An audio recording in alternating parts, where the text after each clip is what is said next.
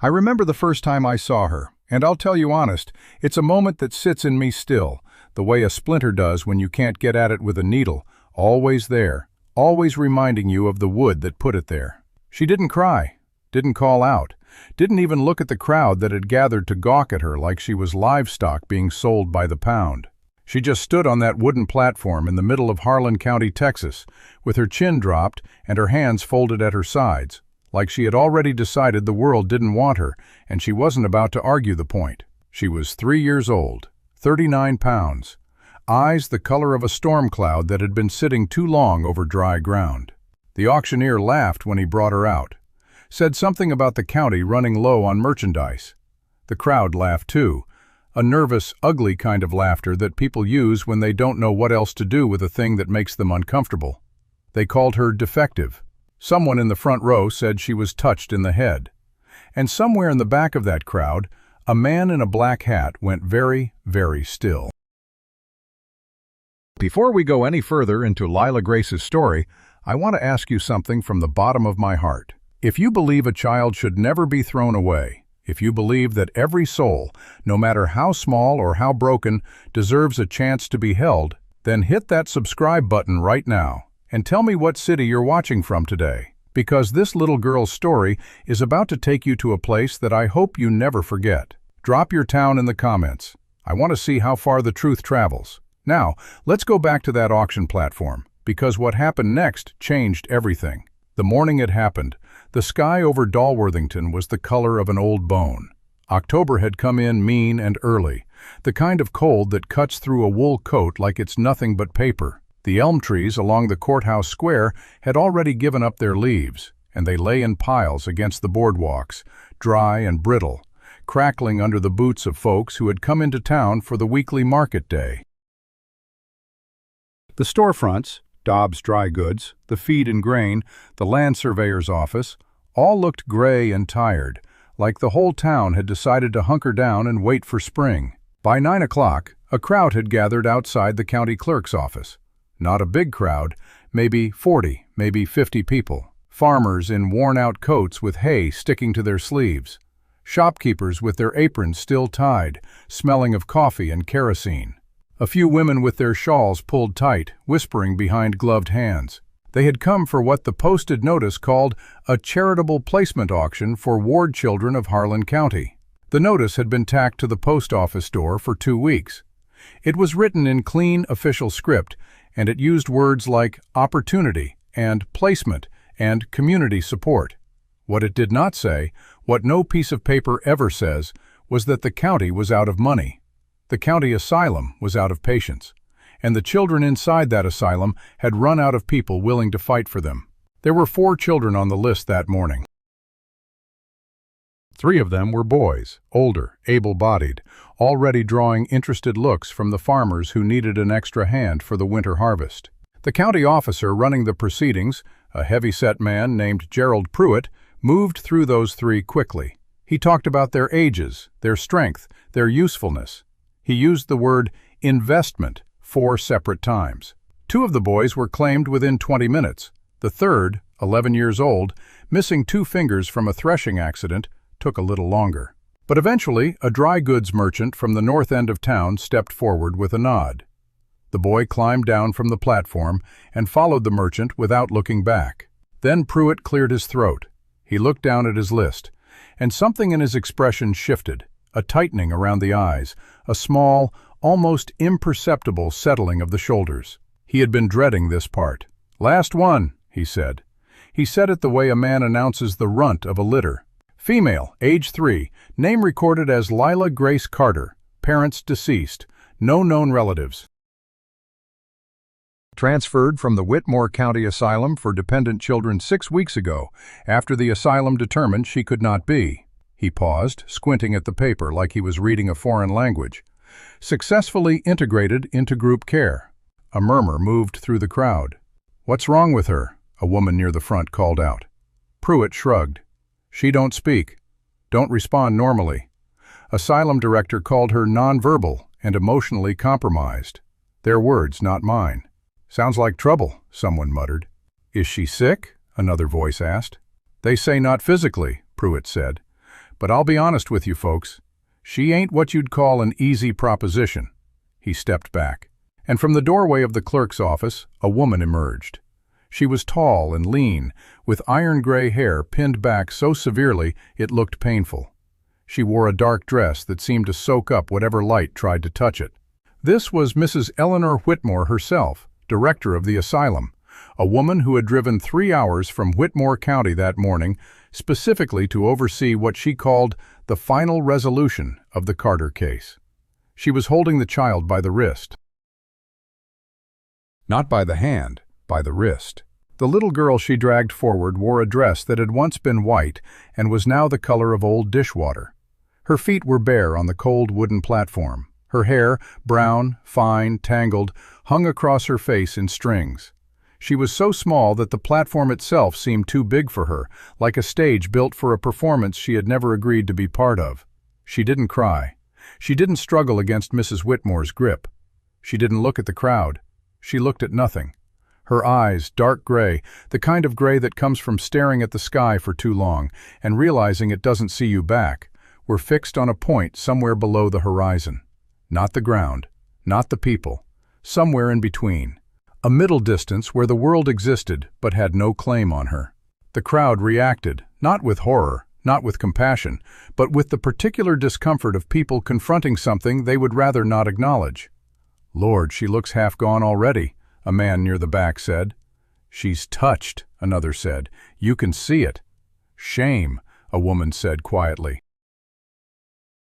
But she was already turning away as she spoke, the word dropping from her mouth like something she didn't want to be caught holding. Pruitt stepped forward with his clipboard. "Starting bid is $2. $2 for the county to recoup some of what's been spent on her keep. Any takers?" Silence. A horse snorted somewhere down the street.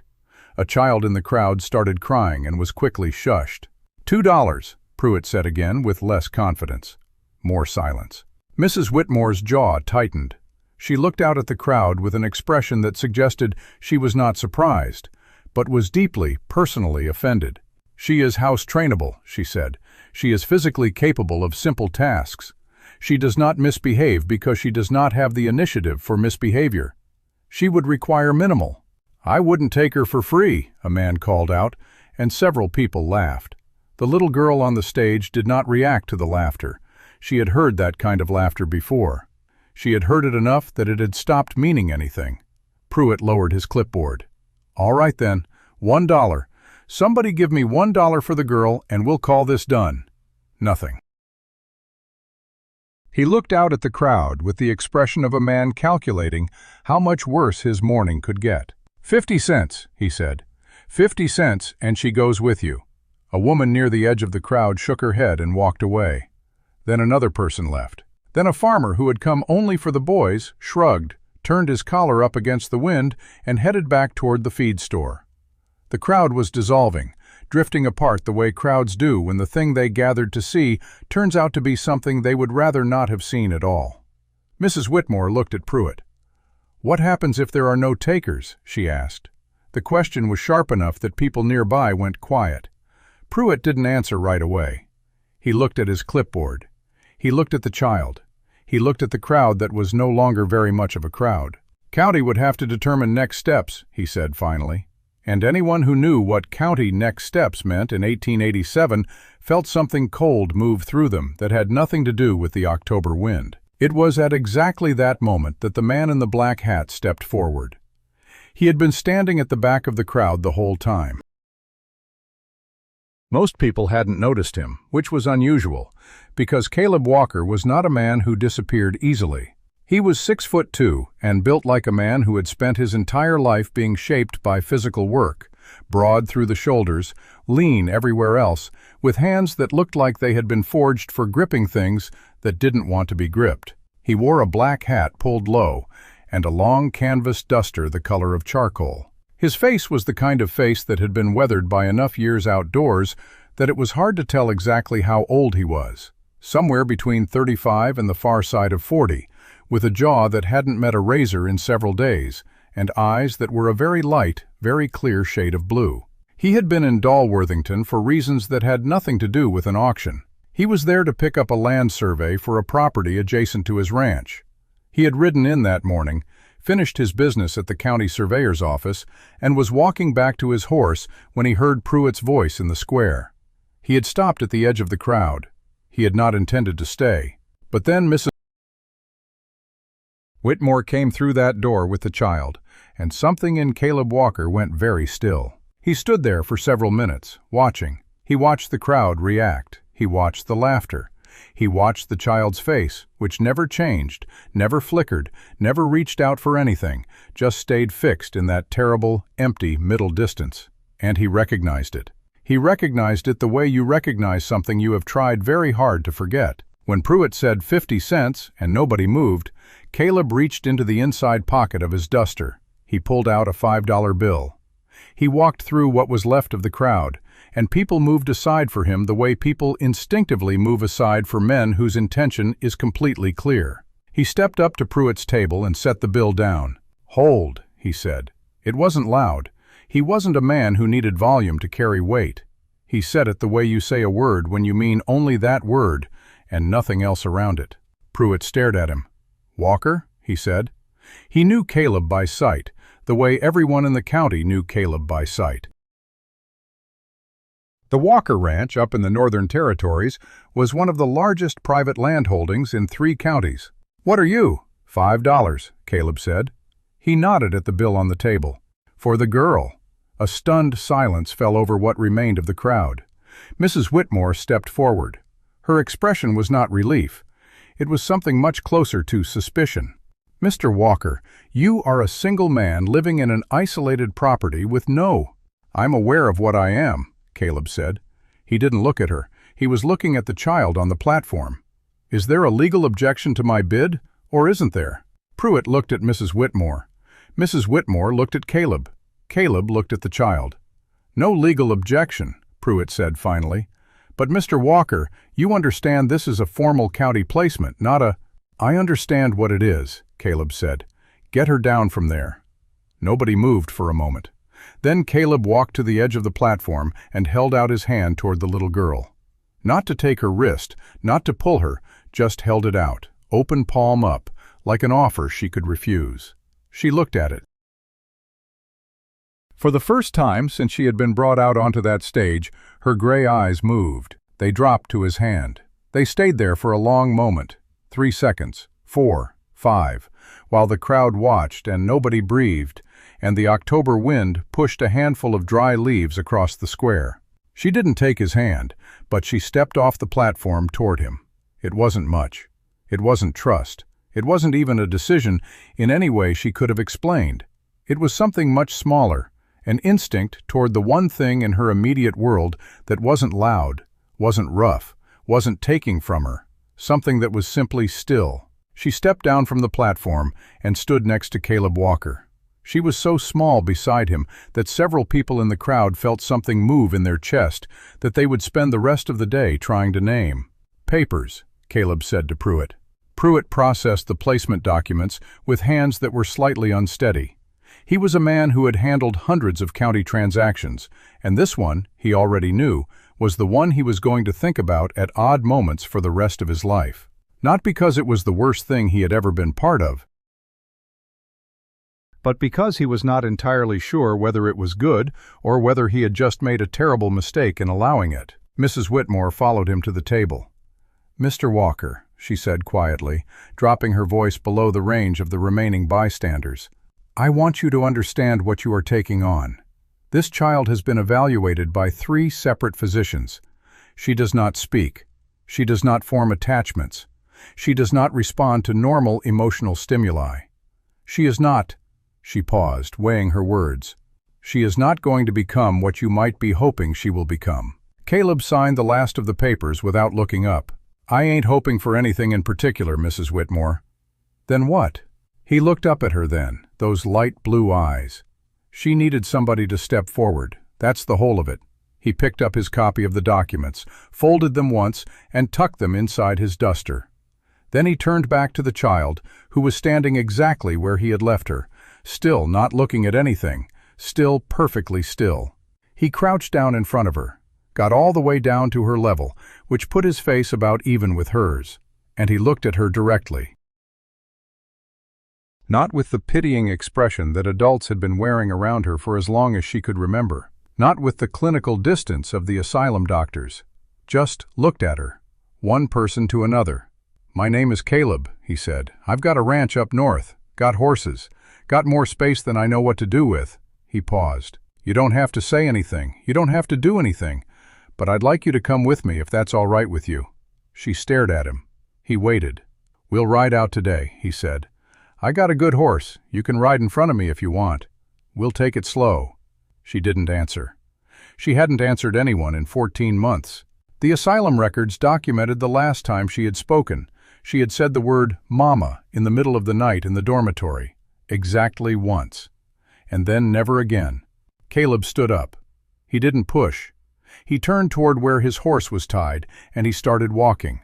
And after exactly 4 steps, he heard the softest sound behind him, the sound of small, bare feet on cold dirt. He didn't turn around. He just slowed his pace slightly so she could keep up. The crowd watched them go. Nobody spoke for a long moment. Then a woman near the back said, very quietly, "God have mercy on that child." And the man standing next to her said, "I reckon she might have just found some." The ride north took most of the day. Caleb had a blanket rolled behind his saddle, and before they left the square, he unwrapped it and wrapped it around the child without asking permission. Tucked it around her shoulders and her bare feet with the same practical efficiency he used to check a cinch strap. She didn't flinch from his hands. She didn't lean into them either. She sat in front of him in the saddle, wrapped in the blanket, perfectly upright, staring at the road ahead the way she had stared at the middle distance back on that platform. He didn't talk much. He wasn't a man who talked for the sake of filling silence. They rode out of Dalworthington and through the flatlands south of the county line, and the scrubby Texas chaparral gave way to open grassland, and the grassland gradually shifted as they moved north, the land rising and broadening, the sky getting bigger, the sound of the town disappearing behind them entirely. After a while, the road became a track, and the track became a path, and eventually they were moving through country that had no marks of human intention on it at all, except for the path itself, and the distant shapes of fence posts on the horizon. At some point, the child fell asleep. Not gradually, not restlessly. She simply stopped being awake. One moment she was sitting rigid and alert, and the next her body released into a dead, exhausted unconsciousness that told Caleb everything about how long it had been since she had slept safely. He adjusted his arm around her without waking her. He rode the rest of the way with her asleep against his chest. It was past dark when they reached the Walker Ranch. The house was large and low-built from pine and river stones, set back from the road behind a stand of old cottonwoods. The barn was separate and larger than the house, which was the way Caleb had always prioritized things. There were lights on inside. His housekeeper, a stout Sioux woman named May Bird, who had worked the ranch for 9 years, had seen to that. He had sent a wire ahead from Dalworthington. May Bird was standing on the porch when he rode in. She was a woman of around 50, with a face that held information about the world without volunteering any of it. She watched Caleb dismount with the sleeping child in his arms, and she said nothing for a moment. Then she said, "That's a small child, Caleb." "Yes, it is," he said. "How old?" 3. She came down the porch steps and looked at the child's face in the lamplight from the doorway. Her expression shifted briefly into something that wasn't quite grief and wasn't quite anger, but occupied the territory between them. "What's her name?" May Bird asked. "Lila," he said. "Lila Grace." May Bird reached out and pushed the tangled hair away from the child's face with one careful finger. The child didn't stir. "She's sick?" May Bird said. "Not physically. She don't talk. She don't." He stopped. "She's been through something," he said finally.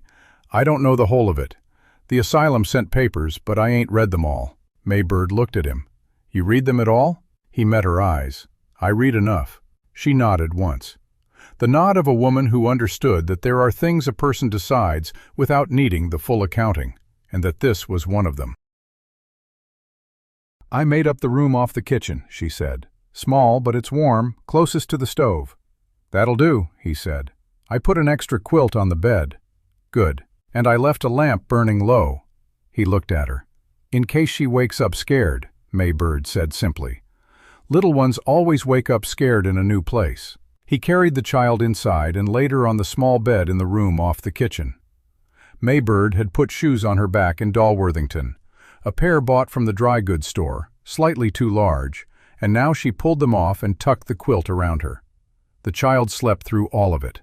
Not peacefully, exactly. There was a tension even in her sleeping face, a readiness like an animal that has learned to keep part of itself on watch even when the rest is resting. But she slept. Caleb stood in the doorway of that room for a long moment. He thought about the last time he had stood in a doorway watching a small person sleep. He thought about it the way you think about something that has happened to a version of yourself who no longer exists, distantly, carefully, keeping the edges clear. Then he turned away and went to make coffee. May Bird found him at the kitchen table an hour later, the asylum papers spread in front of him, reading them with the same focused, unhurried attention he gave to survey documents and land contracts. She sat across from him and waited. After a while, he set the papers down. He picked up his coffee. He looked at the wall. They had her in a punishment room, he said, 4 separate times in 14 months. She was 2 years old the first time. He said it without inflection, the way you state something that cannot be responded to with ordinary language. They called it a correction room, dark, small. She went in. He stopped. After the 3rd time, she stopped talking entirely. After the 4th, she stopped most everything else. May Bird's hands were flat on the table. She didn't say anything. She had a name before she went in there, Caleb said. She was somebody's child before they turned her into whatever that platform was about today. He took a long drink of coffee. She's still somebody's child. Whose? May Bird asked. He set down the cup. Mine. May Bird was quiet for a moment. Caleb, you understand what you're carrying here. I know what I'm carrying. Do you? She looked at him steadily. Because I've been watching you carry your own weight for 3 years without setting it down once. And now you've picked up something else that's heavier. And you did it without a plan. Without a wife. Without… May Bird. She stopped. I know what I did, he said quietly. I know it ain't conventional. And I know it ain't simple. I know this county's going to have opinions. And I know the state's going to have opinions. And I know most of those opinions are going to be loud. He looked at her. I don't much care about loud. She studied him for a long moment. Then she said, No, you never did. She needed somebody, he said. That's the fact. Everything else is just noise around the fact. May Bird sat with that for a moment. Then she pushed her chair back and stood. All right, she said. Then she's got somebody. She picked up her own cup and carried it to the sink. I'll go check on her. May Bird. She turned. Thank you, he said. For the lamp. She looked at him for a moment with an expression that contained more information than most people managed with whole paragraphs. She's going to test you, she said finally. Not because she wants to, because she has to. Because she spent her whole short life learning that people leave. Then she'll learn something different, Caleb said. May Bird nodded once and went to check on the child. In the small room off the kitchen, with the lamp burning low and the quilt pulled up and the smell of wood smoke from the stove filling the air, Lila Grace Carter slept on. She slept through the sound of boots on the porch. She slept through the coyotes in the far pasture. She slept through the wind that pushed through the cottonwoods and made a sound against the window like breathing. She did not smile. She did not reach out. She did not, in any visible way, know where she was or what had happened to the trajectory of her short life. But somewhere in whatever part of her had not yet been entirely extinguished, something had shifted. Something as small and as significant as the way a single candle can change the quality of a darkness. She did not know it yet. She would not know it for a long time. But she was warm, and she was still. And for the first night and longer than she could remember, no one came through the door. The first morning came gray and cold, and Lila Grace was awake before it fully arrived. She didn't know where she was. That was the first thing, the not knowing, and it hit her the way it always hit her in the asylum. That sharp electric jolt of waking somewhere strange, her body going rigid under the quilt before her eyes had even adjusted to the dim. Her hands found the edge of the mattress. She pressed down hard, real, solid, not the thin asylum cot with its single wool blanket that smelled like other children's nightmares. She sat up slowly and looked around the small room without moving from the bed. The lamp was still burning, low, nearly out of oil, but still burning. She stared at it for a long time. Nobody had ever left a lamp burning for her before. She heard sounds from beyond the closed door, the heavy, rhythmic clunk of a cast-iron pan being set on a stove, the hiss of water hitting hot metal, the low, steady sound of someone moving through a kitchen with the unhurried purpose of a person who has done the same thing every morning for years.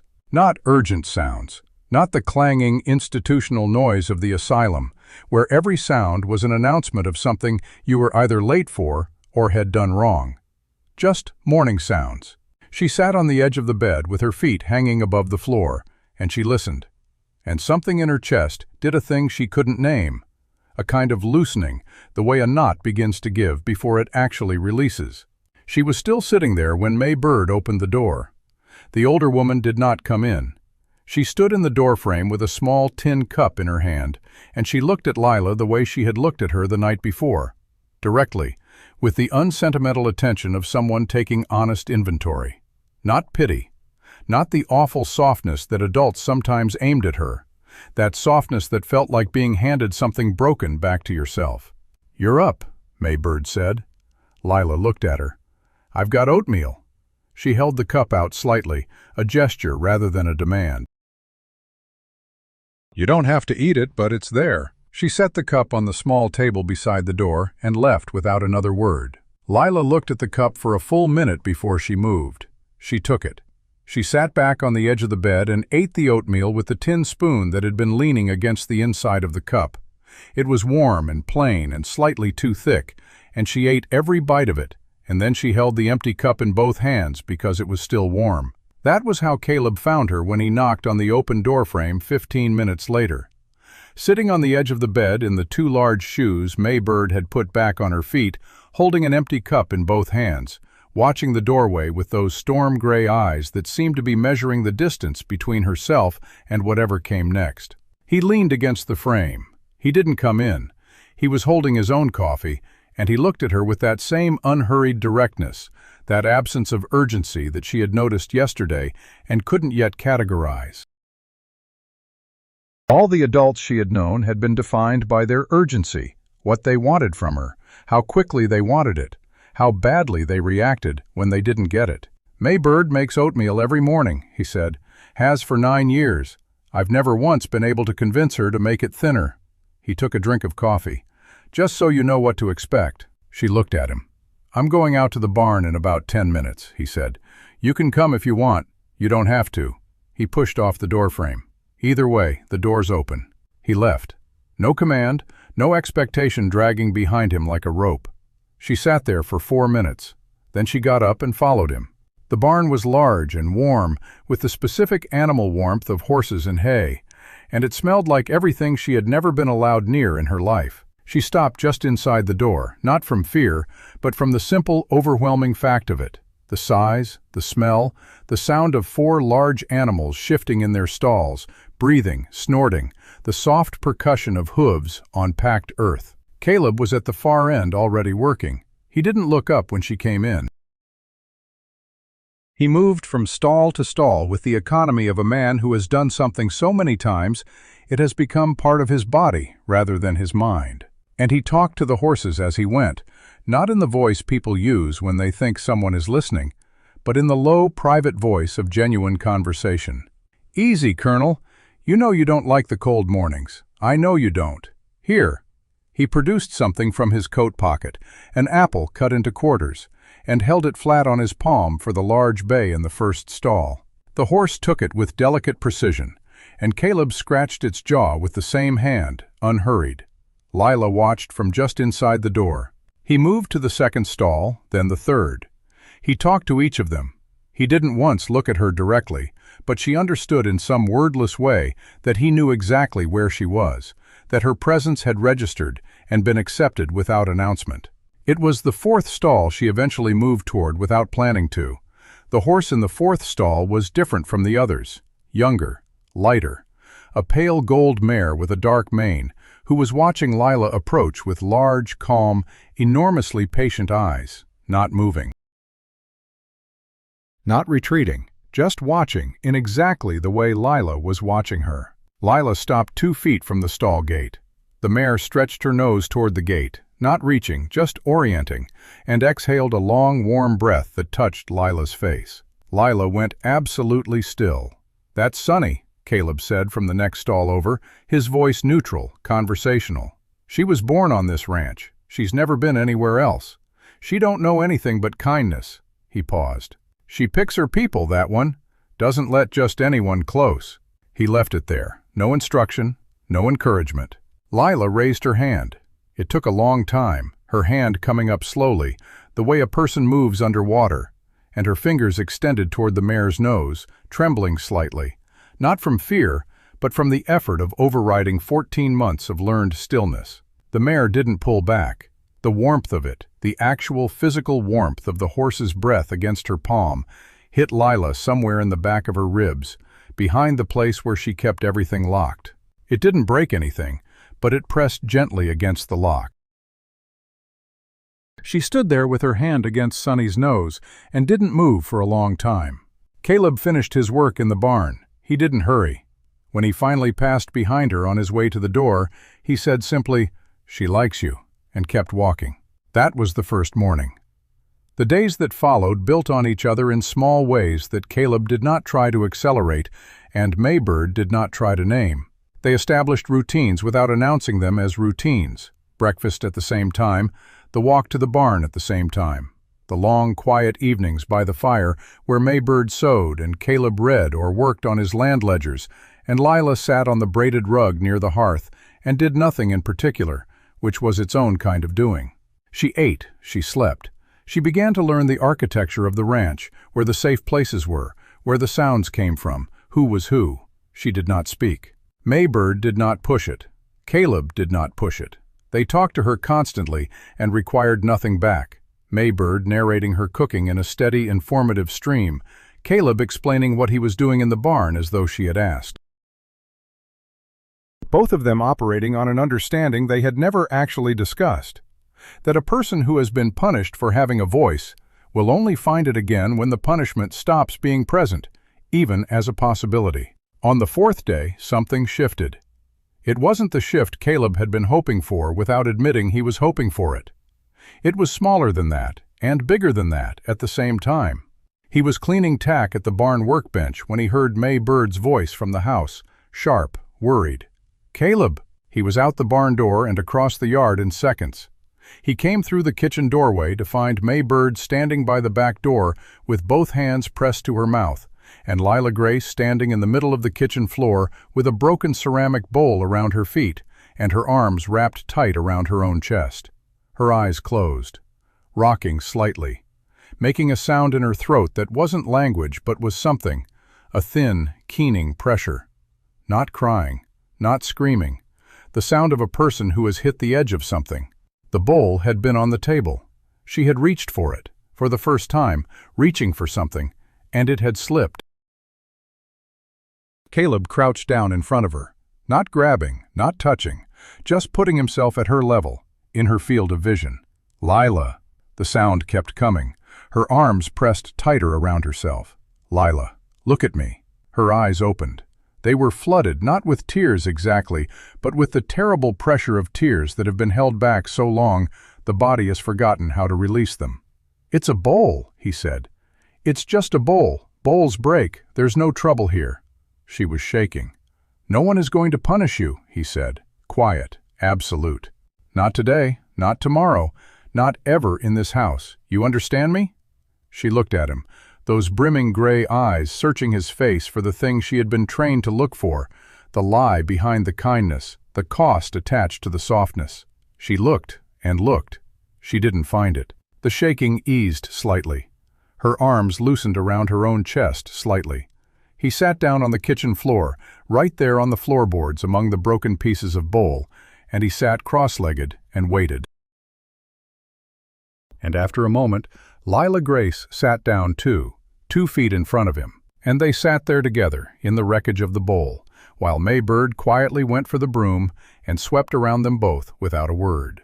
It was that evening after supper that the first thing happened that Caleb would remember for the rest of his life. He was reading at the kitchen table.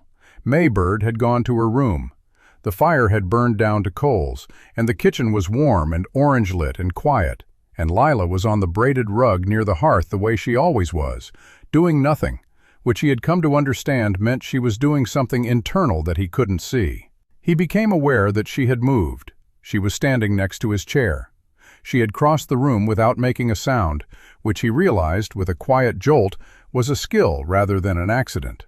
She had learned to move silently in the asylum, learned it as survival, the same way she had learned silence itself. She was holding something out to him.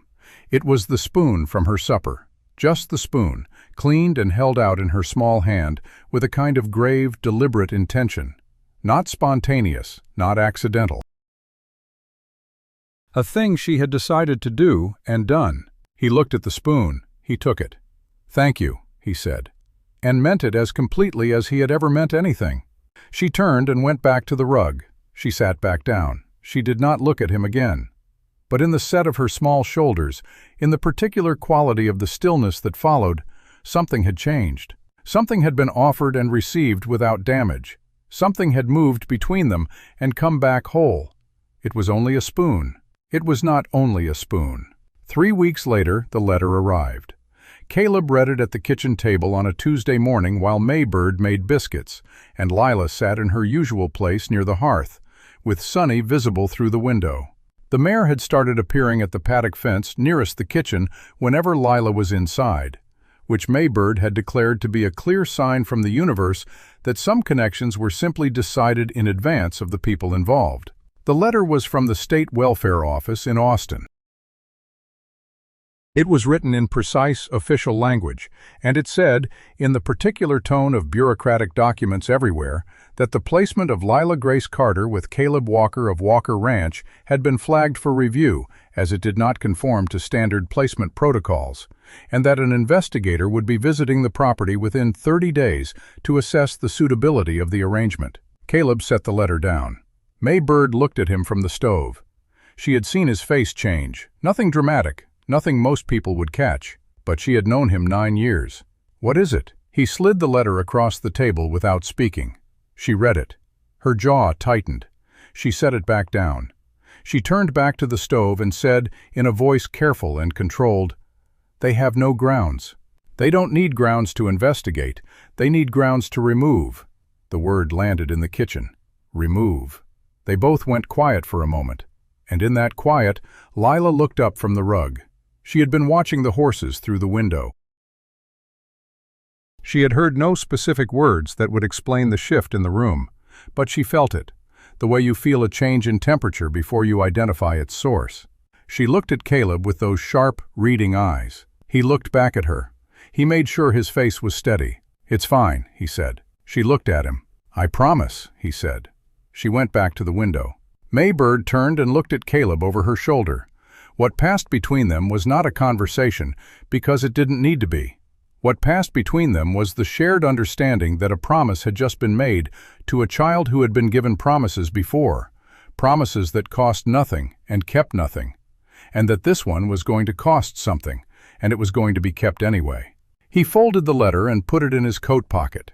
He sat there for a long moment with his coffee. Then he said quietly, to no one in particular, "Let them come." The investigator arrived on a Wednesday, which Caleb would later note was the same day of the week that Lila had first touched Sonny's nose, which he took as either a good sign or a coincidence, and he had lived long enough to know those two things were sometimes the same. His name was Arthur Hess. He was a thin man in his mid-40s, with the look of someone who had spent so many years making official determinations about other people's lives that he had gradually lost the ability to enter a room without immediately cataloging its deficiencies.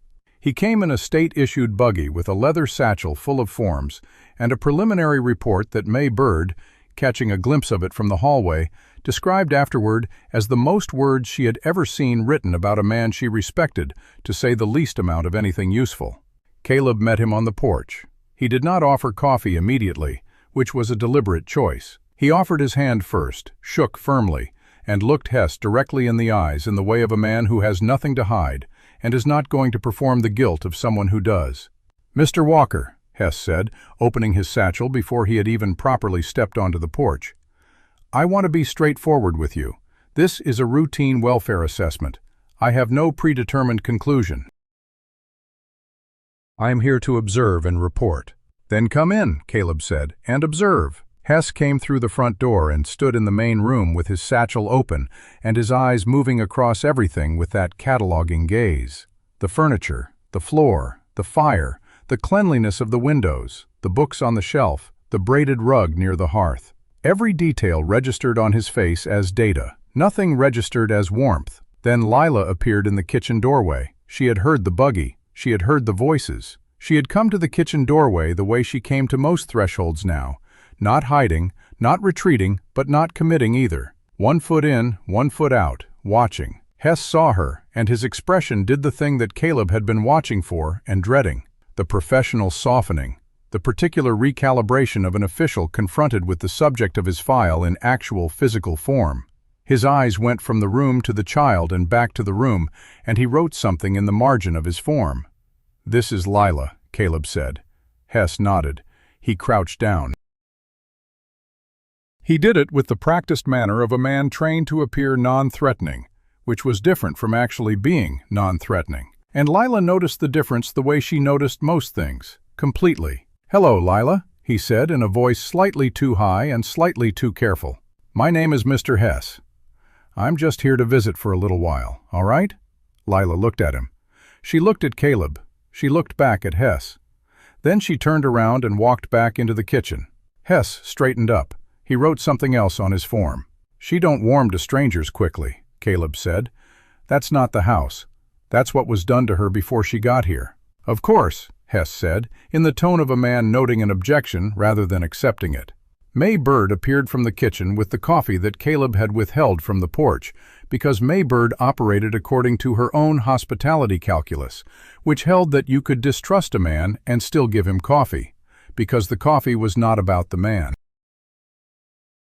She set it on the table, looked at Hess with the evaluating steadiness of a woman who had been assessed by officials enough times in her own life to know exactly what assessment felt like from the inside, and went back to the kitchen without a word. Hess spent 2 hours at the ranch. He walked through the rooms with Caleb following at a measured distance. He asked about Caleb's income, the ranch operations, the number of hired hands, 2 full-time, both of whom Caleb sent word to come in that morning so Hess could speak with them directly. He asked about Lila's sleeping arrangements, her diet, her daily routine. He asked about May Bird's role in the household, and whether she had any formal childcare training. "I raised 4 children," May Bird said from the kitchen doorway, her voice like a closing door. "2 of whom are now school teachers. I don't know what certification you require beyond that, but I am prepared to discuss it."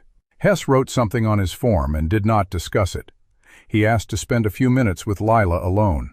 "You can speak with her in the kitchen while May Bird is there," Caleb said. He said it pleasantly, with the particular pleasantness of a man communicating a boundary so clearly that arguing with it would reveal more about the arguer than the boundary. "That's the extent of a loan you'll get." Hess accepted this. He sat at the kitchen table across from Lila, who had been installed at the table by May Bird, with a piece of bread and butter, and the expression of someone who was tolerating a situation they did not choose. He asked her several questions in that slightly too high voice, whether she was comfortable, whether she was well fed, whether anyone had hurt her. To every question, Lila said nothing. She looked at Hess with those flat, reading gray eyes and said absolutely nothing. And May Bird stood at the stove with her back turned, both hands gripping the edge of the counter, because she knew what Hess was writing, and she knew what silence looked like to a man with a form to fill. Then Hess asked, in a softer voice, as though softness were the key he had been missing, "Lila, honey, do you feel safe here?" Lila looked at him. Then, without moving her eyes from his face, she reached across the table, picked up her bread, and took a deliberate, unhurried bite. Hess blinked. May Bird turned around. Because she had heard that silence differently than he had. It wasn't avoidance. It wasn't absence. It was the specific, embodied answer of a child who had been afraid to eat in front of strangers for over a year, and was now eating bread and butter at a kitchen table in front of a state official without her hands shaking. It was the answer of a child who trusted the room enough not to perform fear in it. May Bird looked at Caleb in the doorway. Caleb's jaw had gone tight, not with worry, with something that was the opposite of worry, a held-back fullness, a pressure behind the eyes that he had not felt in 3 years. Not since the last time he had watched someone he was responsible for do something brave. Hess wrote on his form for a long moment. Then he gathered his papers, stood, and told Caleb he would have a preliminary report within 2 weeks. He left. The buggy rolled back down the track toward the county road, and the three of them stood on the porch and watched it go. Caleb, May Bird, and Lila, who had followed them out with her bread still in her hand. When the buggy disappeared around the tree line, May Bird exhaled. "He's going to say the isolation is concerning." "He is," Caleb agreed. "He's going to say a single man with no formal guardianship training." "I know what he's going to say." "What are you going to do?" Caleb looked at the road where the buggy had been. "I'm going to get a lawyer," he said, "and I'm going to file for formal adoption." May Bird turned and looked at him. "Not just placement," he said. "Adoption. I want it done properly. I want her name on a document that no investigator with a satchel full of forms can argue with." He looked down at Lila, who was looking up at him with bread in her hand and those gray eyes full of something that wasn't trust yet, but was moving steadily in that direction. He said, "That all right with you?" Lila looked at the bread in her hand. Then she held it out toward him. He took a bite. Because that was the language they had, and it was enough. The lawyer's name was Thomas Greer, and he rode out from the county seat the following week on a horse that was clearly unhappy about the distance. He was a spare, precise man in his early 50s, who shook Caleb's hand without the evaluating quality of Hess, reviewed the placement documents with the focused attention of someone who respected what documents actually said, rather than what he expected them to say, and told Caleb with flat professional honesty that an adoption petition for a single male guardian without a wife and without the endorsement of the placing institution would face significant opposition. "How significant?" Caleb asked. "Significant enough that you should prepare yourself for it to take time and to get unpleasant," Greer said. "Mrs. Whitmore's asylum will almost certainly contest. The state office will flag it. You'll have people questioning your motives, your lifestyle, your suitability in ways that will be—" He paused. "Personal." "Let them make it personal," Caleb said. Greer studied him. "You understand this will become public record. The petition, the hearings, it will be news in this county." "I know. People will talk." "People talk now," Caleb said. "I've never found it a reason to stop doing a thing worth doing." Greer looked at him for a long moment. Then he opened his case and took out a fresh sheet of paper. "All right," he said. "Let's build the strongest possible record. Tell me everything about the placement, everything about her time here, everything about the asylum before she arrived." They talked for 4 hours.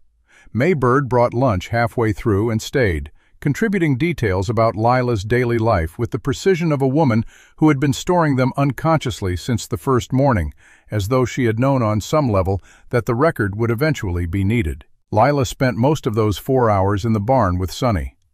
Nobody told her what was being discussed inside the house. Nobody explained petitions or hearings or opposition. But she felt the weight of the day, the way she felt most things in her body, in the particular quality of the air around the adults she watched, in the way Caleb's voice in the kitchen carried a different timbre than it carried on ordinary days. Careful, deliberate, building something. She leaned her forehead against Sonny's neck and stayed there. The mare stood completely still and let her. The preliminary report from Hess arrived 11 days later, and it said in the language of official documents exactly what May Bird had predicted. Isolation, non-traditional household, lack of formal caregiving structure, recommendation for reassessment with a view toward placement with a 2-parent family in a more socially integrated community. Caleb read it once, set it down, and picked up his coffee. May Bird watched him from across the table. "Say it," she said. "I'm not going to let her go," he said. It wasn't loud, it wasn't dramatic. It was the same tone he had used on the auction platform, saying the word hold, absolute, complete, requiring nothing around it. "I know you're not," May Bird said. "I'm asking what you're going to do about it." He looked at her. "I'm going to let Greer do what lawyers do. And in the meantime," he paused, "I'm going to make sure that when they send someone else out here to look at this house and this child, what they see is something nobody can argue with." "What does that mean?" "It means I'm going to do what I should have thought of sooner," he said.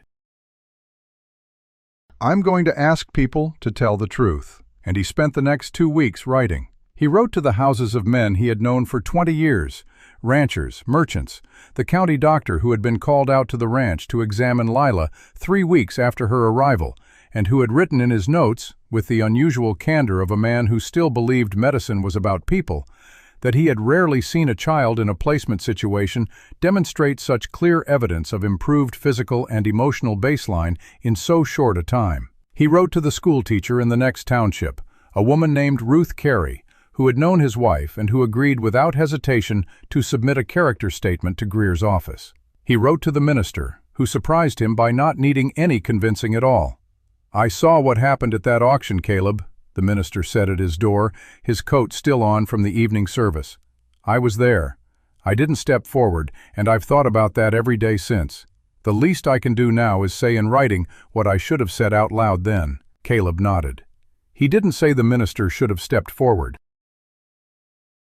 He didn't say it because he wasn't in the business of cataloging other people's failures, and also because the minister was right, and some truths don't need underlining. What he didn't know, what none of them knew yet, was that the thing building against him was larger than one investigator with a satchel and a form. He found out on a Saturday morning, 3 weeks after the report arrived. He found out because a boy of about 12 rode up the ranch track at a dead gallop and nearly fell off his horse in the yard and thrust a folded newspaper at Caleb with the wide-eyed urgency of someone who had been paid to deliver it fast. The newspaper was the Harlan County Courier. The front page carried a story under a headline that Caleb read twice before he believed it. "Walker Ranch Placement Under Scrutiny. Asylum Director Whitmore calls for child's return to institutional care." He read the article standing in the yard with the boy still catching his breath on the other side of the fence. Mrs. Whitmore had spoken to the paper. She had expressed her concern, her deep, maternal, institutional concern, for the welfare of a child placed in an irregular household by a county officer who had, in her view, exceeded his authority. She had used the word unsuitable 4 times. She had used the phrase proper family environment 3 times. She had said, and this was the line that hit Caleb somewhere behind the sternum like a fist, "Some children require the structure and expertise that only a licensed institution can provide. Sentiment is not a substitute for professional care." He folded the paper slowly. May Bird had come out of the house. She read his face and held out her hand, and he gave her the paper, and she read the headline. Her expression went through 3 things in rapid succession: anger, then a cold, careful stillness, then something that, in a woman as contained as May Bird, was remarkably close to fury. "She wants her back," May Bird said. "She wants to win," Caleb said. "Lila's just the score." From the paddock fence, where Sonny had appeared as she always did when Lila was nearby, came the sound of the mare's low snort, and then, half a second later, the small voice that stopped both of them cold. It was barely above a whisper. It was rough with disuse, shaped wrong around the edges, the voice of someone retrieving a tool that had been locked away for a very long time. But it was clear. "Is she going to take me back?" They both turned. Lila was standing at the paddock fence with one hand on Sonny's nose and her face turned toward them. Her gray eyes were not flooded this time, not pressing with held-back pressure. They were sharp and direct, and asking a question so cleanly and so plainly that the air around it seemed to vibrate. It was the first sentence she had spoken in 16 months. Caleb walked toward her. He walked until he was close enough to crouch down to her level, the same way he had crouched in that kitchen among the broken bowl. He looked at her eyes, which were looking at his. "No," he said. She searched his face. "I made you a promise," he said. "You remember what I told you about what that word means to me." A long moment. Then she said, still in that rough, retrieved voice, "You don't use it if you don't mean it." He held her gaze. "That's right," he said, "and I meant it." She looked at him.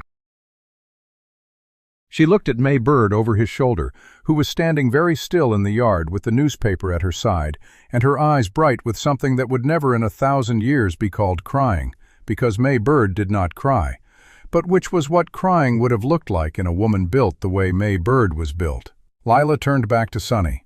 She pressed her forehead against the mare's jaw. She said, very quietly, in the voice she was slowly teaching herself to use again, "Okay." 1 word, 5 letters. It was the most trust she had offered since the world had proven itself untrustworthy. Caleb stood up. He turned and looked at May Bird. And in the silence that followed, the good, solid, full silence of the ranch in the late morning, with the horses at the fence and the cottonwoods moving overhead, and the boy on the road already heading back toward town, a decision settled into place that had been building since the morning he folded that letter and said, "Let them come." He was going to fight. He was going to fight in every court, and on every document, and in every conversation, and through every character statement, and every lawyer's argument that Thomas Greer could construct.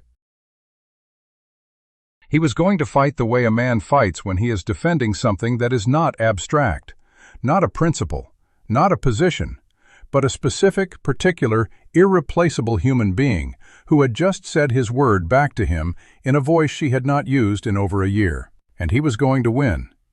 He picked up the newspaper from where it had fallen in the yard. He walked inside. He sat at the kitchen table and pulled out a piece of paper and began writing a letter to Thomas Greer. The letter began, "I need you to come out here. The situation has changed. She spoke today." And then, after a moment, he added, "She's going to need to be at that hearing. I think it's time they looked at her directly instead of at their forms."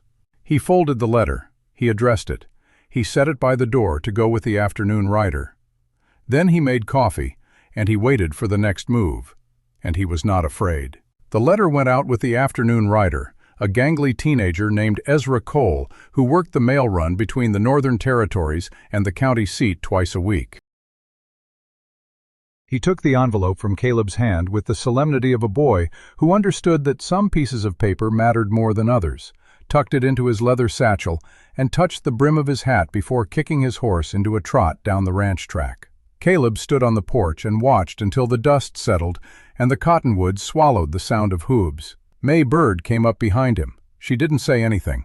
She just stood there, arms folded, looking at the same empty road. "How long before he gets back to us?" she asked. "Depends on how fast Greer reads and how fast he decides to move," Caleb said. 3 days, maybe 4. "And if he says no to putting her on that stand," Caleb turned and looked at her. "He won't." "You're sure?" "I'm sure she needs to be heard," he said, "and I'm sure that's the only way these people are going to listen." May Bird studied him for a long moment. Then she nodded, once, and went back inside to start supper. The conversation was over because it had said everything it needed to. The next 3 days were a study in waiting.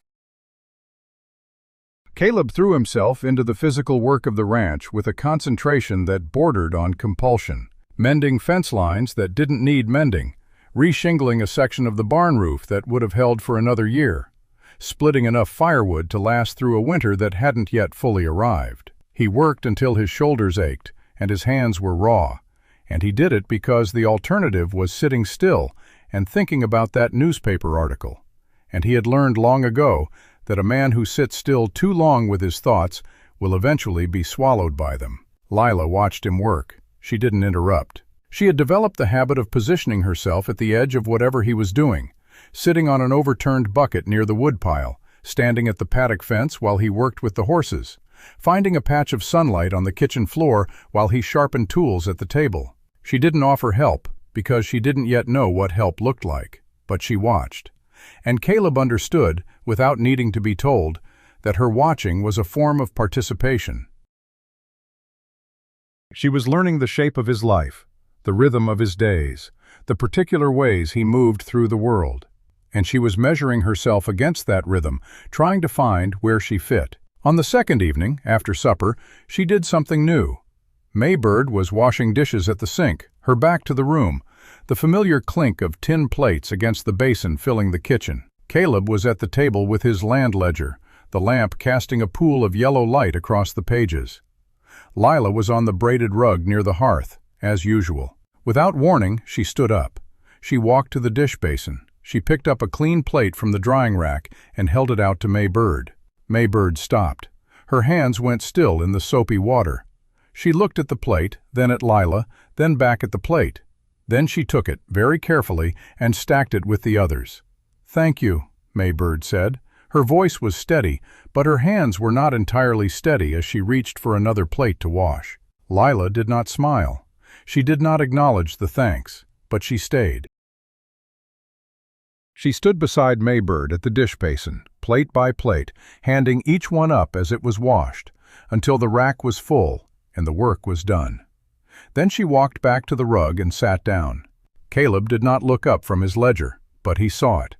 And he knew that May Bird saw it. And neither of them spoke of it, because some things are too fragile to survive being named out loud. On the morning of the fourth day, Thomas Greer arrived. He came earlier than Caleb had expected, not with the afternoon sun, but with the morning mist still hanging in the cottonwoods. He was on the same unhappy horse, looking like a man who had ridden through the dark to make good time. He dismounted stiffly and accepted the cup of coffee that May Bird pressed into his hands before he had even reached the porch. "You made good time," Caleb said. "I left at 3 in the morning," Greer said. "I figured you wouldn't mind the interruption." "I don't." Greer drank half the coffee in one long swallow, then set the cup down and opened his case. He pulled out a folded document, not the letter Caleb had sent, but something else, official stationery from the county clerk's office. He set it on the table between them. "I filed a motion for an expedited hearing," he said, "based on the content of your letter and the newspaper article. I argued that Whitmore's public statements had created a prejudicial atmosphere that required a swift resolution in the interest of the child's welfare." And the judge agreed. "We have a date, November 14th. Caleb did the calculation in his head. That was 4 weeks away. "What else?" he asked, because Greer's face had not yet settled into relief. Greer hesitated. It was a small hesitation, barely a beat, but Caleb caught it. "Whitmore has filed a formal objection to the adoption petition," Greer said. "She's claiming the original placement was procedurally irregular, that Pruitt exceeded his authority, and that the child's nonverbal status at the time of transfer constitutes evidence that she was placed under duress." May Bird set a second cup of coffee down in front of Greer with more force than necessary. "Under duress," she said flatly. "Her language, not mine," Greer said. "She's also submitted a counterpetition requesting that Lila be transferred back to institutional care pending a full state review of the placement." The kitchen went quiet except for the fire. "Can she do that?" May Bird asked. "She can file it," Greer said. "Whether it goes anywhere depends on the hearing. Which brings me to the reason I rode out here in person instead of sending a wire." He turned to Caleb. "Your letter said she spoke." "She did." "How much?" "A sentence. Then 1 word." "Since then?" Caleb paused. He thought about the plate at the dish basin, the silent offering of help, the way she had held the bread in the courtroom of their kitchen. "More," he said. "Not constant, not easy, but more every day." Greer nodded slowly. "I want her at the hearing." The words hung in the air like smoke. "I know that's a significant ask," Greer continued. "I know what it means to put a child in that environment. But Caleb, you need to understand what we're walking into. Whitmore is going to have institutional physicians. She's going to have official records going back to the child's intake. She's going to stand in front of that judge and describe a child who is fundamentally damaged and fundamentally unsuited to any placement that isn't institutional." He leaned forward. "The most powerful argument I have is that child walking into that courtroom on her own 2 feet and being exactly what she is now, which is not what those records say she is." Caleb looked at his hands on the table. He thought about what it would mean. The courtroom, the strangers, the noise. The official machinery of judgment pointed directly at a 4-year-old who had spent the better part of her short life being evaluated and found wanting. He thought about what she had said at the fence. He looked at Greer. "I'll ask her." Greer blinked. "She's 4 years old, Caleb." She's also the person most directly affected, Caleb said. She gets asked. Greer looked at him for a long moment with the expression of a man recalibrating his understanding of his client. Then he picked up his pen and said, "All right, ask her." Caleb asked her that evening. He found her in the barn with Sonny, where she spent the end of most days now, leaning against the mare's shoulder with her eyes half closed, doing the thing she did when she was processing something, going somewhere internal and quiet, and returning slightly different than she had left. He sat on the low bench along the barn wall. He waited until she looked at him. "There's going to be a meeting," he said. "Some people in a room who are going to talk about where you should live." Her eyes sharpened. "Mrs. Whitmore is going to be there," he said. He did not protect her from the name. She was not a child who benefited from protected information. She had learned to read what adults concealed far better than what they said, and concealment from him would cost more than the truth. "She's going to tell them she thinks you should go back to the asylum." Lila's hand tightened on Sonny's mane. "My lawyer, Mr. Greer, thinks it would help if you came to the meeting, so the people deciding can see you directly, see who you actually are, instead of just reading what Mrs. Whitmore wrote about who she says you are." A long silence. Sonny shifted and settled. "Would I have to talk?" Lila asked. Her voice was still rough, still retrieving itself, but she was using it now every day. Small words, short sentences, each one slightly less costly than the last. "Nobody's going to force you to talk," Caleb said. "But if you wanted to, if there was something you wanted to say, you'd be allowed. Would you be there?" "Right next to you," he said, "the whole time." She was quiet for a moment. She stroked Sonny's nose. The mare exhaled, warm and slow, and Lila watched the motion of it, the simple bodily steadiness of the animal that had become, over 6 weeks, the anchor she returned to when the world outside felt like too much weight. "Okay," she said. That one word again. The one she reached for when language ran out and decision remained. He nodded. He stood. He didn't tell her it was going to be fine, because he was not in the habit of promises he couldn't control the outcome of. What he said was, "I'll be there." And that was the promise he could make, and he made it. The weeks between that conversation and the hearing passed in a strange, suspended quality, the way time passes when you are waiting for something that will change everything. Greer came and went 3 more times, each visit carrying more paper, more argument, more strategy. He brought a second lawyer into the case, a heavy-set man named James Whitfield from Austin, who had handled institutional cases before, and who carried himself with the unhurried confidence of someone who had seen enough courtrooms to know that the outcome was rarely determined by the law alone. "The law is the frame," Whitfield said, sitting at Caleb's kitchen table on a cold November evening, his hands wrapped around a cup of May Bird's coffee. "The picture is what the judge sees, and what the judge sees is going to be determined by what we put in front of him, and by what we keep out." "What do we keep out?" Caleb asked. "Anything that makes you look like a man who took a child on impulse without understanding what he was doing," Whitfield said.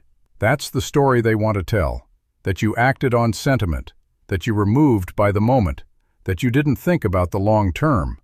We need to show the opposite, that every decision you made from the moment you stepped onto that platform was deliberate, measured, and sustained."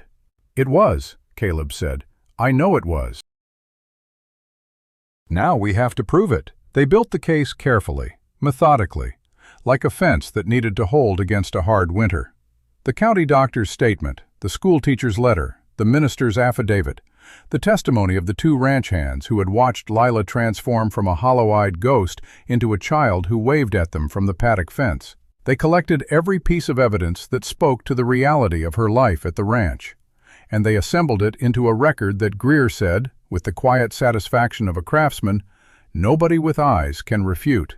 But the preparation that mattered most was not in the documents, it was in the barn. Every afternoon, as the November light grew thinner and the days shorter, Lila went to Sonny. She stood with the mare in the quiet of the stall, her hand pressed against the warm curve of the horse's jaw, her forehead resting against Sonny's shoulder. She did not practice what she would say in the courtroom because she did not yet know what she would say.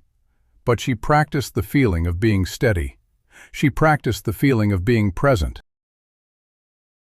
She practiced returning to herself when the old fear rose up, the way Sonny's breath would slow hers in response. The way the animal's steady heartbeat became a thing she could anchor herself to. Caleb watched from the barn door sometimes. He never commented. He never asked what she was thinking. He just let her have the time, the space, the quiet communion with a creature that asked nothing and gave everything. The night before the hearing, Lila did not sleep well. Caleb heard her before he saw her. He was sitting at the kitchen table in the dark, a cup of cold coffee in front of him, not trying to sleep because he knew he wouldn't. The house was still. The fire had burned down to embers. The lamp in Lila's room had gone out 2 hours before. But then he heard the sound of bare feet on the floorboards. She appeared in the kitchen doorway, small and pale in the dim light from the coals, her hair tangled, her eyes dark and wide. She looked at him. He looked at her. "Can I sit with you?" she asked. He pulled out the chair beside him. She climbed up and sat, her feet dangling above the floor. She didn't ask for anything else. She just sat beside him in the dark, and they stayed that way for a long time, neither speaking, the only sound, the settling of the fire, and the wind moving through the cottonwoods outside. After a while she said, very quietly, "What if they say I have to go back?" He had been waiting for this question. He had been dreading it, not because he didn't have an answer, but because he wanted the answer to be something he could guarantee, and he could not guarantee anything about what would happen in that courtroom. "I'm not going to let that happen," he said. "But what if they say it anyway?" He turned to look at her. Her face was turned up toward him, and in the dim light from the embers, her gray eyes were steady and clear. "I have spent my whole life figuring out how to do the things I set my mind to," he said. "I didn't ride into that auction square planning to bring a child home. But I saw you, and I knew. That knowing hasn't changed. It's gotten stronger every day since. And I don't care what a room full of people in a courthouse decides. I am not going to let you be taken back to a place that hurt you." She looked at him for a long moment. "Promise?" He met her eyes. "I promise." She did not say anything else. She leaned slightly against his arm, not all her weight, just enough to register, and they sat together in the dark until the first gray light of morning began to creep through the kitchen window. Dawn came cold and still, the sky the color of unpolished steel. The frost lay thick on the pasture grass, and the breath of the horses rose in white plumes as Caleb hitched the wagon. May Bird came out with a basket of food, enough for a day, she said, because you never knew how long these things would take, and a thick wool wrap for Lila to wear over her good dress. Lila stood at the paddock fence, saying goodbye to Sonny. Caleb watched her from the wagon. She stood with her hand on the mare's nose, her forehead pressed to Sonny's jaw, her lips moving in words too quiet for him to hear. Then she stepped back, patted the horse's neck once, and turned and walked to the wagon without looking back. May Bird helped her up onto the seat. She wrapped the wool blanket around Lila's shoulders and tucked the edges in with the same firm, unsentimental care she used for everything. "You eat what's in that basket," May Bird said. "All of it. I don't care if you're nervous. You eat." Lila looked at her. "Yes, ma'am." May Bird's jaw tightened. She reached out and touched Lila's cheek, once, quickly, the way you touch something that matters too much to hold. Then she stepped back and looked at Caleb. "Bring her home," she said.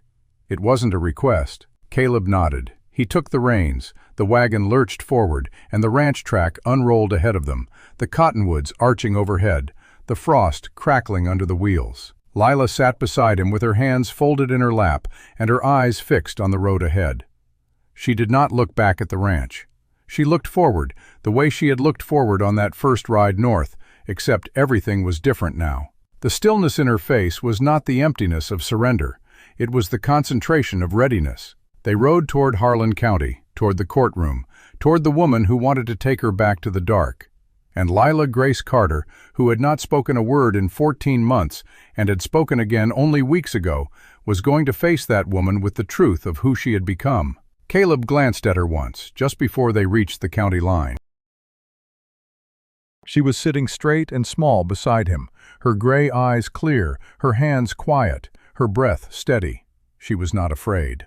And that, he realized, was the thing they had not been able to take from her, after all. The courthouse in Harlan County was a two-story stone building that sat at the center of the square like a monument to the weight of official things. Its windows were tall and narrow, its door heavy oak banded with iron, and its steps were worn into shallow curves by the feet of people who had climbed them for decades, seeking justice or judgment, or merely the resolution of something they could no longer carry alone. Caleb pulled the wagon to a stop at the hitching rail. He sat for a moment with the reins in his hands, looking at the building. Beside him, Lila was looking at it too, her face unreadable, her hands still folded in her lap. "You ready?" he asked. She nodded. He climbed down and came around to her side. He lifted her from the wagon seat and set her on the boardwalk, and she stood there for a moment, adjusting her good dress, the blue one May Bird had sewn for her, the one that made her look like a child instead of a ghost. Her hair was braided neat and tight. Her shoes were the ones from Dalworthington, still slightly too large, but she had grown into them enough that she no longer shuffled when she walked. She looked up at the courthouse. Then she looked up at Caleb. "Is she already inside?" she asked. "I expect so." Lila's jaw tightened, but she did not look away from the building. "Then let's go in," she said.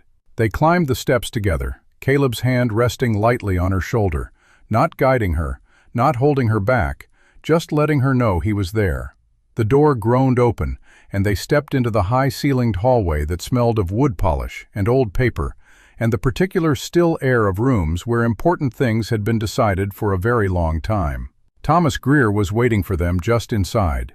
He was dressed in his best suit, a sober black affair that made him look even more spare and precise than usual. Beside him stood James Whitfield, his heavier frame filling the hallway with a different kind of presence. Steady, unhurried, the look of a man who had entered many such buildings and found none of them particularly intimidating. Greer shook Caleb's hand, then he crouched down to Lila's level. "Good morning, Lila," he said. "How are you feeling?" "I'm all right," she said. "Good, that's good." He paused. "I want you to remember something. You don't have to do anything in there that you don't want to do. If you get scared and you want to stop, you just say so. You understand?" She nodded. "If the judge asks you a question and you don't know the answer, that's fine. If you need a drink of water, you ask. If you need to take a breath, you take it. Nobody in that room is in charge of you except you." She looked at him with those steady gray eyes. "I know." Whitfield stepped forward and crouched down beside Greer. He had a kind face, lined and weathered, and he looked at Lila with the natural warmth of a man who genuinely liked children rather than the performed warmth of officials who had learned to simulate it. "You must be Lila," he said. "I'm Mr. Whitfield. I'm going to help Mr. Greer today." He paused. "I've read a lot about you. I've read about what happened at the asylum and what's happened since you came to the ranch. And I want you to know something before we go in there. What you've done already, learning to talk again, learning to trust again, that's harder than anything that's going to happen in that courtroom today. You've already done the hard part." She looked at him for a moment. Then she said, "Are you going to ask me questions in there?" "Maybe," Whitfield said. "If I do, I'll ask them the same way I'm talking to you now. Slow and steady. Nothing tricky." She nodded. "Okay." Whitfield stood and exchanged a glance with Greer that communicated something in the shorthand of two men who had spent entire careers reading what people said when they thought they were saying nothing. Greer turned to Caleb. "The judge is Harold Crane. He's been on the bench for 22 years. He's not easily moved by emotion, but he reads documents carefully, and he reads people even more carefully. That's good for us." "And bad for Whitmore," Whitfield added quietly. Caleb took a breath. He looked down at Lila. She was standing straight and still beside him, her hands at her sides, her eyes fixed on the double doors at the end of the hallway that led into the courtroom. "All right," he said. "Let's go." The courtroom was smaller than Caleb had expected. A high ceiling, a long wooden bench raised at the front, two tables facing it, one for the petitioner, one for the respondent. The gallery was half full of spectators, a few farmers, a clerk from the county office, two women in sober bonnets who he recognized as members of the church auxiliary. And at the respondent's table, already seated, already composed, already watching him enter with the cold patience of a woman who had been waiting for this moment for weeks, was Mrs. Eleanor Whitmore. She was dressed in the same dark dress she had worn at the auction. Her hair was pinned with the same iron severity. Her hands were folded on the table with the same institutional composure.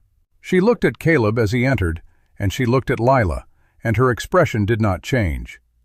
But something in the set of her jaw tightened, the way a door tightens when you push against it from the other side.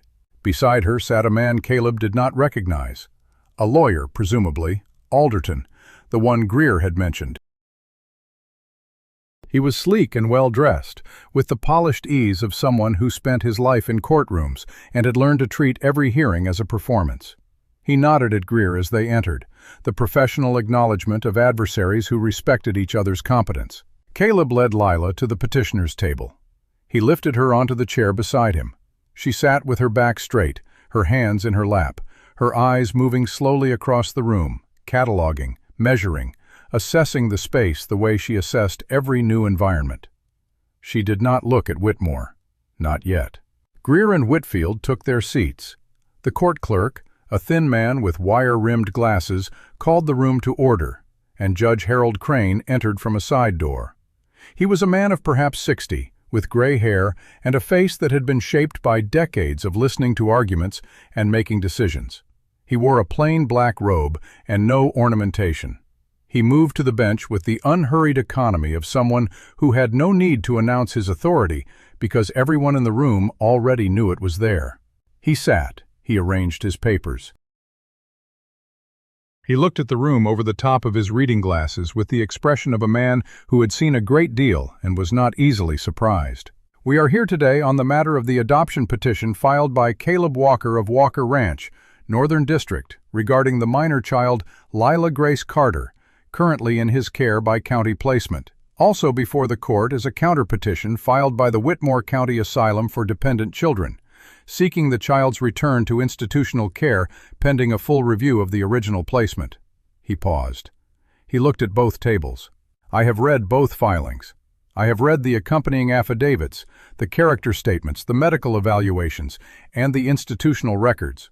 I have also read the preliminary report submitted by investigator Arthur Hess. He set his glasses down. I have a great deal of paper in front of me, but paper only tells part of any story.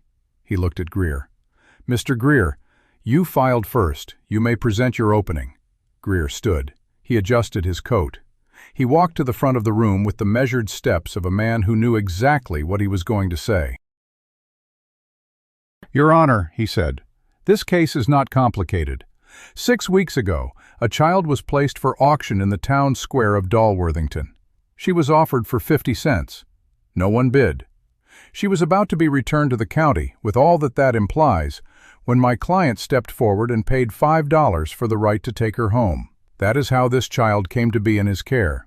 Not through an official placement protocol, not through an institutional referral, through the simple act of a man seeing a child in need and doing what needed to be done. He paused. In the 6 weeks since that day, that child has been examined by a county physician. She has been observed by a school teacher, a minister, and 2 ranch hands. She has been cared for by a housekeeper with 30 years of experience raising children. And she has begun to speak again. A child who was described in institutional records as permanently nonverbal has spoken multiple sentences in the past 3 weeks. That is not the mark of a child who needs to be returned to an institution. That is the mark of a child who is healing. He turned and looked at Mrs. Whitmore. The counterpetition before this court argues that my client's household is unsuitable. It argues that a single man without formal guardianship training cannot provide adequate care. But the evidence we will present today will show that this household has already provided what the institution could not: safety, stability, and the conditions under which a severely traumatized child can recover. He turned back to the judge. We ask that this court grant the adoption petition and deny the counterpetition. And we ask that it do so on the basis of what this child has already shown us, that she is not broken. She was only waiting for someone to see her. He sat down. The courtroom was quiet. Judge Crane looked at him for a moment, then turned to the respondent's table. Mr. Alderton? Alderton rose. He was smooth, practiced, his voice carrying the easy fluency of a man who had argued many cases and knew how to make even weak positions sound reasonable. Your Honor, my client does not dispute that Mr. Walker acted from a place of compassion. Compassion is not the issue before this court. The issue is suitability. He gestured toward Lila, who sat motionless at the petitioner's table. This child has been assessed by 3 physicians. She was transferred from a previous placement to my client's institution because she could not be successfully integrated into group care. Her emotional and behavioral difficulties are well documented. She requires structure, expertise, and professional oversight that a remote ranch and a single male guardian cannot provide. He turned and looked directly at Caleb. We do not question Mr. Walker's intentions. We question his capacity. And we ask this court to consider whether sentiment, however genuine, is an adequate substitute for the institutional resources that this child's documented condition requires. He sat down. Judge Crane looked from one table to the other. Mr. Greer, you may call your first witness. The hearing unfolded like a slow, deliberate dance. Greer called the county physician, who testified to Lila's physical improvement, weight gain, improved sleep patterns, the absence of any signs of neglect or mistreatment.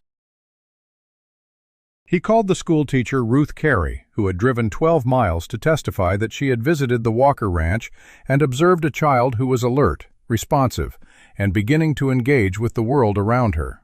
He called the minister, who spoke with quiet gravity about what he had seen at the auction and what he had seen since. Each witness added a stone to the structure Greer was building. Each one made the picture clearer. Alderton cross-examined each of them. He was skilled at it, finding small gaps in testimony, raising questions about the brevity of Lila's time at the ranch, suggesting that the improvements might be temporary. But each witness held firm, and the structure held. Then Greer called his final witness. I call Caleb Walker to the stand. Caleb had known this was coming. He had prepared for it. But knowing and doing are different things. And as he walked to the witness chair and sat down under the gaze of the judge and the courtroom, he felt the weight of every word he was about to speak. Greer walked him through the sequence of events. The auction, the moment he stepped forward, the ride north, the first morning, the broken bowl, the first time she spoke. Caleb answered each question directly, without embellishment, without performance. He told the truth in the same plain, economical way he did everything else. Then Greer asked, Mr. Walker, why did you do it?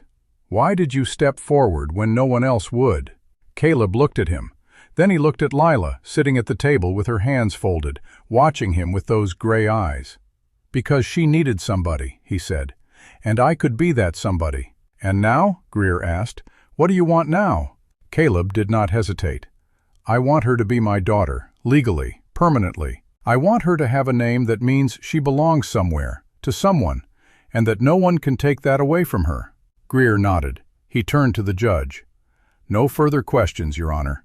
Alderton rose for cross-examination.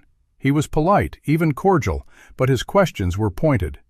Mr. Walker, you live alone on a remote ranch with no female relatives in the household, correct? I have a housekeeper. A housekeeper, not a relative. And no formal training in child development or psychology? No. And you work the ranch yourself, which occupies a significant portion of your day? I do. So who cares for the child during those hours? She's with me, in the barn, in the fields, at the table. She's not locked in a room. She's part of the work. Alderton raised an eyebrow. A 4-year-old child, part of the work on a working cattle ranch. That's the environment you're asking this court to approve as a suitable placement. Caleb met his eyes. She's not locked in a room. She's not being punished for crying. She's not in the dark. She's outside, in the sun and the air, with horses that don't hurt her and people who don't lie to her. That's the environment I'm asking this court to approve. Alderton paused. The courtroom was very quiet. No further questions, he said. Caleb returned to his seat. Lila reached out and touched his arm. Just a touch, brief but deliberate. He looked down at her. She didn't say anything. She didn't need to. The court took a brief recess. When it reconvened, Greer stood and addressed the judge. Your Honor, I have one more witness to call." A murmur moved through the gallery. "I call Lila Grace Carter to the stand." The courtroom went very still. Caleb looked at Greer. Greer met his eyes and gave a small, almost imperceptible nod. They had discussed this. They had prepared for this. But the moment itself was different from the planning. Caleb looked down at Lila. "You don't have to do this," he said quietly. She looked at the witness chair. Then she looked at him. "I know," she said, and she stood up. She walked to the witness chair with the same deliberate, measured steps she used when she approached Sonny in the barn. Not hurrying, not hesitating, just moving forward, one step at a time, as though she had decided exactly where she was going and intended to arrive. The court clerk helped her up onto the chair. Her feet did not quite reach the floor. She sat with her back straight, her hands in her lap, her eyes on Greer. Greer approached her gently. He kept his voice low, unhurried. "Lila, can you tell me your full name?" "Lila Grace Carter," she said. Her voice was still rough, still new, but it carried in the quiet room. "And do you know why we're here today?" "Because some people are trying to decide where I should live." "That's right." Greer paused. "Lila, do you know Mrs. Whitmore?" She looked at the respondent's table. It was the first time she had looked directly at Whitmore since entering the room. "Yes," she said. "Can you tell me how you know her?" "She ran the asylum. And you lived there before you came to live with Mr. Walker, correct?" "Yes." "How long did you live there?" "I don't know. A long time. Months." Greer nodded. "And how was it there, Lila?" A long silence. She looked down at her hands. Her jaw tightened. Then she looked up at Greer, and her gray eyes were clear. "Dark," she said. The word landed in the courtroom like a stone in still water. "Can you tell me what you mean by that?" Greer asked softly. "They put me in a room," she said, "a small room with no windows. It was dark. They closed the door and left me there." "How many times?" "I don't know, a lot." "What had you done to be put in that room?" She was quiet for a moment. Then she said, "Cried, made noise, didn't eat fast enough." "I don't remember all of it. How old were you the first time?" 2. A woman in the gallery made a sound. Judge Crane looked at her, and she fell silent. Greer's voice was steady, careful. "Lila, do you remember what happened after the 4th time you were put in that room?" She nodded. "I stopped talking." "Why did you stop talking?" She looked at him with the directness of someone who had already answered this question for herself long ago in the dark. "Because nobody listened anyway." The sentence hung in the air. Greer let it settle. Then he said, "Lila, what happened after you went to live with Mr. Walker?" Her expression changed. It was not a large change, a slight softening around the eyes, a relaxation in her shoulders.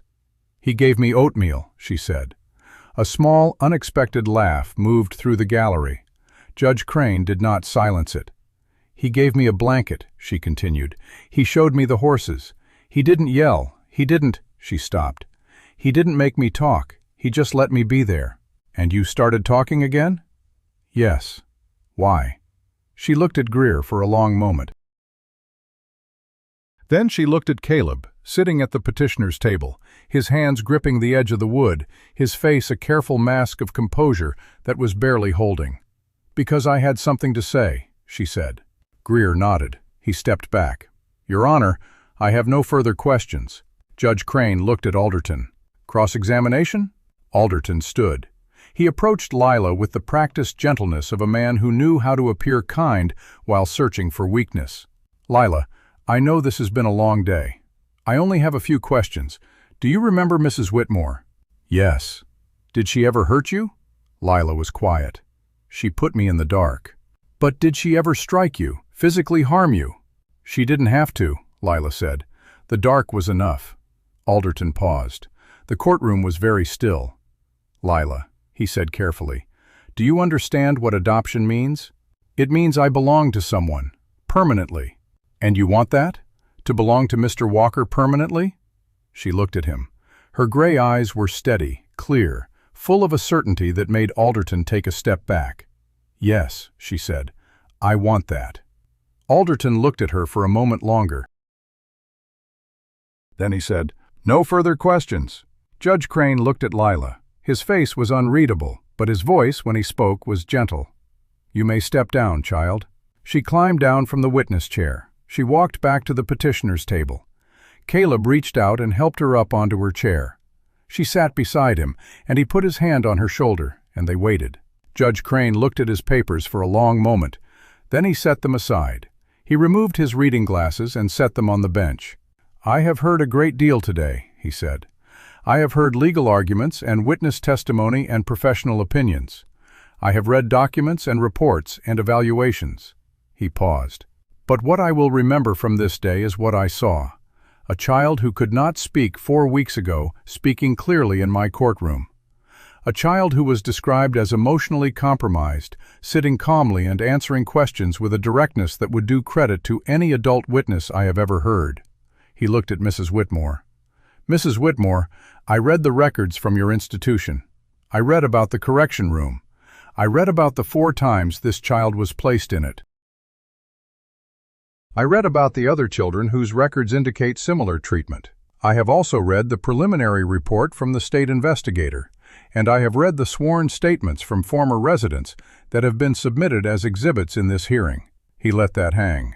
"The counter-petition filed by your institution is denied." The words fell like a gavel before the gavel itself came down. "The adoption petition filed by Caleb Walker is granted, pending the completion of standard documentation, which I am ordering expedited given the circumstances of this case." He picked up his pen and wrote something on the order. Then he looked up at Mrs. Whitmore again. "Furthermore, based on the evidence entered into this record today regarding the internal practices of the Whitmore County Asylum, I am referring this matter to the State Board of Institutional Oversight for immediate investigation. I am also ordering a welfare assessment of the current residents of that institution to be completed within 30 days. He paused. "Mrs. Whitmore, I want to be clear for the record. What I have read today regarding the administration of your institution does not represent the standard of care that this court considers acceptable for any child under any circumstance. You will have an opportunity to respond to the State Board's inquiry. I suggest you prepare carefully." Whitmore said nothing. She sat very straight, her hands still folded on the table, her face a mask of controlled composure. But her jaw was tight, and her eyes had gone very still. Judge Crane set down his pen. "This court is adjourned." The gavel fell. For a moment nobody moved. Then Greer turned to Caleb, and his face cracked into something that was not quite a smile, but was the closest thing to one that he had worn all day. "It's done," he said. Caleb did not answer. He was looking at Lila. She was sitting very still beside him, her hands in her lap, her eyes fixed on the bench where the judge had been. She did not look triumphant. She did not look relieved. She looked like someone who had been holding her breath for a very long time and was only now beginning to believe it was safe to breathe. He reached over and took her hand. She looked at him. "You did something very brave today," he said. She looked at their joined hands. Then she looked up at him. "I just told the truth," she said. "That's usually the bravest thing there is," he said. She considered this with the gravity she brought to most things. Then she said, "Can we go home now?" "Yes," he said, "we can go home." They walked out of the courthouse together, into the November afternoon, and behind them the building settled into the quiet of a day that had decided something important. The ride back to the ranch was quiet, but it was not the silence of exhaustion. It was the silence of something having been completed, of a door having been closed and locked, of a path ahead finally clear. Lila sat beside Caleb on the wagon seat with the blanket tucked around her shoulders, and she watched the road unwind in front of them the way she had watched it on the first ride north, except now her eyes were different. Now she was not staring at a middle distance where nothing lived. She was looking at the road that led home. Caleb did not fill the silence with words. He let it be what it was. They passed the county line as the sun began to lower, casting long shadows across the grassland, and the first familiar landmarks of the ranch began to appear. The stand of cottonwoods, the curve of the creek, the weathered fence posts that marked the northern boundary. When they turned up the ranch track, Lila sat up straighter. She saw the house, the barn, the paddock, and she saw Sonny standing at the fence, her ears forward, watching for her. Caleb stopped the wagon. Lila climbed down before he could help her, no longer waiting for permission, no longer hesitating at thresholds. She walked across the yard to the paddock fence, and Sunny stretched her nose over the rail, and Lila pressed her face against the mare's warm jaw and stood there, breathing. Home. May Bird came out of the house onto the porch. She looked at Caleb as he climbed down from the wagon. "Well?" she said. "Granted," he said. "Adoption, full, permanent." May Bird's face did not change, but she turned her head for a moment, looking out across the pasture, and when she turned back, her eyes were bright in a way that would never be acknowledged. "I'll put the kettle on," she said, and she went inside. Caleb walked to the paddock fence. He stood a few feet from Lila, not crowding her, just present. After a moment, she spoke without turning around. "Is it really done?" "It's done," he said. "You're mine, and I'm yours, and nobody can change that." She turned her head and looked at him. The lowering sun caught her face, and for a moment she looked older than her years, and younger than her years, and exactly the age she was supposed to be. "Good," she said, and she turned back to Sunny. That night, as the fire burned low and the kitchen filled with the warmth of wood smoke and the quiet sounds of a house settling, Caleb sat at the table with the adoption papers in front of him. They were still wet with the county seal, still fresh with the ink of the judge's signature.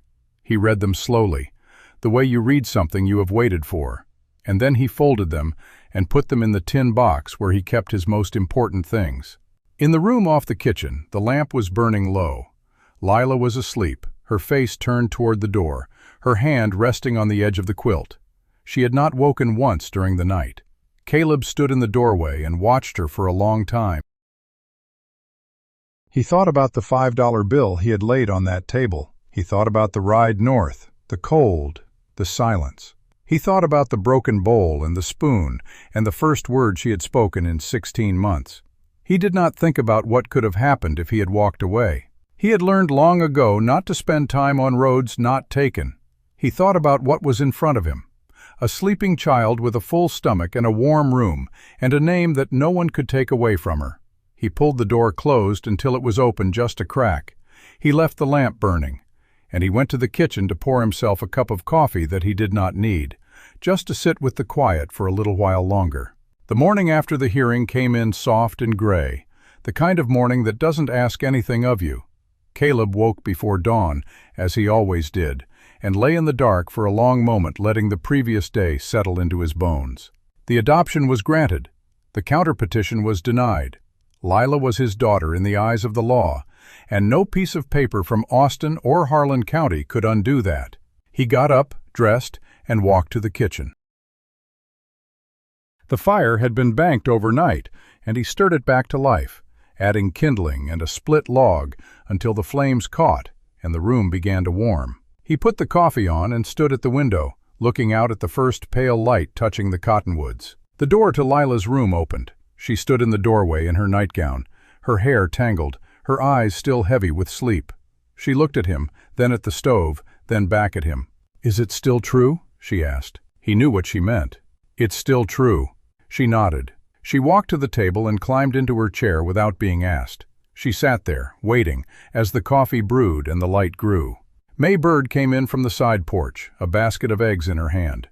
She looked at the two of them at the table, Caleb standing at the stove, Lila sitting with her hands folded, and she said nothing. She just set the basket on the counter, took the coffee pot from Caleb's hand, and poured 3 cups. They ate breakfast in the quiet that had become their custom. But the quality of the quiet was different now. It was not the silence of strangers learning to share space. It was the silence of people who had been through something together and were still learning to name what it meant. It was later that morning, while Caleb was in the barn mucking out the stalls, that the first sign came that the hearing was not the end of the story, but the beginning of something larger. A rider appeared on the ranch track. Not Ezra Cole with the mail, but a man Caleb didn't recognize, middle-aged, dressed in a plain coat and hat, riding a sturdy bay gelding at a steady trot. He pulled up at the barn and dismounted with the stiff economy of someone who had been in the saddle for miles. "Mr. Walker?" the man asked. "That's me. Name's Arthur Pendleton. State Board of Institutional Oversight. I'm the lead investigator assigned to the Whitmore County Asylum case. Caleb set down his pitchfork. He wiped his hands on his trousers and shook the man's hand. I was told someone would be coming. I know it's short notice, Pendleton said, but the board wants to move quickly on this. Judge Crane's referral carried weight. We've already started collecting records from the asylum, and we've identified several former residents who are willing to speak. But the board is particularly interested in one witness. He paused. The child who testified yesterday. Caleb's jaw tightened. She's 4 years old. I understand that, and I'm not here to put her through another hearing. But the board needs a sworn statement, something on the record about her experience at the institution. Given that she was the most recent resident and her testimony in court was compelling, it would strengthen the investigation considerably. Caleb looked toward the house. Through the kitchen window, he could see Lila's small figure sitting at the table, a book open in front of her, one of the primers May Bird had ordered from the county seat. I need to talk to her about it, he said, and I need to talk to my lawyer before I agree to anything. Of course. Pendleton reached into his coat and pulled out a card. I'm staying at the boarding house in Dalworthington. Send word when you've decided. Caleb took the card. He didn't look at it. He was still looking at the house. The investigator left. Caleb stood in the barn doorway for a long moment, then walked to the house. He found Lila at the kitchen table, the primer open to a page with a drawing of a horse. She was tracing the word with her finger, her lips moving silently.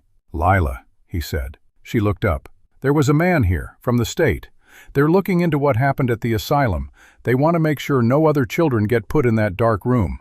She watched him. He asked if you might be willing to tell your story again. Not in a courtroom, just to him, on paper, so they can use it to stop what happened to you from happening to anyone else. She looked down at the book. She traced the word again. Would I have to go back to the courthouse? She asked. No, he'd come here. You could talk to him right here at this table, with me and May Bird right here. She was quiet for a long moment. Then she said, When I was in the dark room, I used to think about someone coming. Someone who would see what was happening and make it stop. Nobody came. She looked up at him. If telling them what happened means some other kid doesn't have to wait for someone who never comes, then I'll do it. Caleb sat down across from her. He looked at her for a long moment, this child who had been sold for 50 cents, who had been locked in the dark, who had not spoken for over a year, who had stood in a courtroom and told the truth in a voice she was still learning to use. You are the bravest person I have ever met, he said. She looked at him. Then she looked back at her book. I'm not brave, she said. I just know what's right. The statement came 3 days later. Arthur Pendleton arrived at the ranch at 10 in the morning, as arranged. He brought a stenographer from the county clerk's office, a young man named Farley, who set up a small writing desk in the corner of the kitchen and prepared his notebook with the solemn efficiency of someone who understood that some testimonies mattered more than others. May Bird made coffee. Caleb sat beside Lila at the kitchen table. Pendleton sat across from them, his voice gentle, his questions measured. He asked about the asylum. He asked about the dormitory, the food, the daily routine. Lila answered each question in her quiet, deliberate voice, her gray eyes fixed on Pendleton's face, reading him the way she read everything. Then he asked about the correction room. The kitchen went still. May Bird's hand stopped moving at the counter. Can you describe the room for me, Lila? She was quiet for a moment. Her hands were flat on the table in front of her. Then she said, It was small. I could touch both walls if I spread my arms. There wasn't any window. The door was metal, I think, or maybe wood with metal on it. It was heavy. When it closed, it was dark, completely dark. You couldn't see anything, not your hand, not anything. How long were you in there each time? I don't know, I couldn't tell. It felt like a long time. Sometimes they brought me food, so I knew it was at least a day. Sometimes they didn't. Did anyone explain why you were being put in there? They said I was being corrected. They said I needed to learn to be still and quiet. And did you learn that? She looked at him with those steady gray eyes. I learned that making noise meant pain. I learned that being seen meant being punished. I learned that the safest thing was to disappear. Pendleton's pen stopped moving. He looked at her for a long moment. Lila, what changed? What made you start talking again? She looked at Caleb. He didn't want me to disappear, she said. He wanted me to be there. The stenographer's pen moved across the page, recording the words. Pendleton nodded slowly. He asked a few more questions, gentle ones, about her life at the ranch, about Sonny, about Maybird's oatmeal, and then he closed his notebook. Thank you, Lila, he said. What you've done today, it matters. It's going to help children you'll never meet. She looked at him. I know, she said. That's why I did it. Pendleton looked at Caleb. There was something in his expression that was not quite admiration, but was a kind of recognition. I've been doing this work for 12 years, he said quietly. I've interviewed a lot of witnesses. She is the youngest I've ever taken a statement from, and one of the clearest. He stood. You'll receive a copy of the signed statement. It will be entered into the investigation record. He left. The stenographer left. The kitchen settled back into its ordinary quiet. Lila picked up her primer and turned to the page with the horse. She traced the word with her finger. Caleb watched her. He wanted to say something about how proud he was, something about what she had done. But he knew that words were not what she needed. She needed him to be there, steady and present, the same way he had been since the beginning. So he just sat with her, and when she looked up at him, he nodded once, and she nodded back, and that was enough. The investigation moved quickly. Pendleton sent word 2 weeks later that the board had gathered enough evidence to proceed with formal proceedings against the asylum. Several former staff members had come forward. A cook, a janitor, a nurse who had worked the night shift and had kept her own records of what she had seen. The correction room logs had been seized and were being analyzed. The 11 children still in residence had been temporarily moved to a county facility while the board determined next steps. But Whitmore did not go quietly. The first sign of resistance came in the form of a letter to the editor in the Harlan County Courier. It was signed by a group calling themselves the Committee for Responsible Institutional Governance, a name that Caleb recognized as the kind of language people used when they wanted to sound reasonable while defending something unreasonable. The letter questioned the motives of the investigation, called it a witch hunt driven by sentiment rather than evidence, and suggested that the closure of the asylum would leave dozens of dependent children without care. Caleb read it at the kitchen table and set it down. They're circling the wagons, Maybird said. They are. What are you going to do? He looked at the letter. Then he looked at Lila, who was drawing at the other end of the table, a picture of a horse, 4 legs, a tail, a child's approximation of something she loved. I'm going to write my own letter, he said. He wrote it that evening, by lamplight, in his plain, economical hand. He did not use legal language or rhetorical flourishes. He simply told the story of what he had seen on that auction platform, what he had found when he brought Lila home, what the asylum records had shown when Greer had subpoenaed them. He named the correction room. He named the children who had been put in it. He named the 4-year-old who had stopped speaking because she had learned that nobody was listening. He did not name Lila. He referred to her only as the child who is now my daughter. He signed it, addressed it to the editor, and sent it with Ezra Cole the next morning. It ran on the front page of the following week's edition, directly below a response from Mrs. Whitmore's lawyer. Alderton's response was polished and professional, full of terms like best practices and institutional expertise and unsubstantiated allegations. But Caleb's letter was not polished. It was plain and direct, and carried the weight of a man who had nothing to hide. And the town read it. The reaction was not immediate, but it was real. A delegation of 3 women from the church auxiliary appeared at the ranch the following Saturday, carrying a basket of preserves and a letter of support. A farmer Caleb had known for 20 years stopped him on the road to Dalworthington and shook his hand without saying a word. The county doctor wrote a second letter to the editor, this one even stronger than the first, calling for the asylum to be closed permanently. Whitmore was losing the battle for public opinion, and she knew it. It was Greer who brought the news that she had filed an appeal. He arrived at the ranch on a raw December afternoon, the sky heavy with clouds that threatened snow. He came inside, accepted coffee, and sat at the table with the expression of a man who was not bringing good news, but was not bringing bad news either, something in between. "She's appealing the adoption," he said. Caleb set down his cup. "On what grounds?" "Procedural. She's arguing that the auction was not a legal placement mechanism, that Pruitt exceeded his authority, and that the adoption should be invalidated because the initial placement was irregular. She lost that argument in front of Crane. She's appealing to the district court. It's a long shot. Crane's ruling was thorough, and the evidence was clear. But it means we have to fight it again. And it means she's not going away quietly." Caleb looked out the window. Lila was in the barn with Sonny, as she was every afternoon. He could see the faint glow of the lantern through the crack in the barn door. "How long until the hearing?" 3 months, maybe 4. The district court calendar is backed up. And in the meantime, the adoption stands. She's not going anywhere. But Whitmore is using the appeal to slow down the state investigation. She's arguing that the investigation is prejudiced by the adoption ruling and should be suspended until the appeal is decided. Will that work? Greer shook his head. Unlikely. Pendleton's investigation is independent, but it creates noise. It gives her time to rally support. May Bird came to the table and sat down. She looked at Greer, then at Caleb. "What do we need to do?" "Nothing different than what you've been doing," Greer said. "Keep doing what you're doing. Keep the records. Keep the statements. I'll handle the appeal."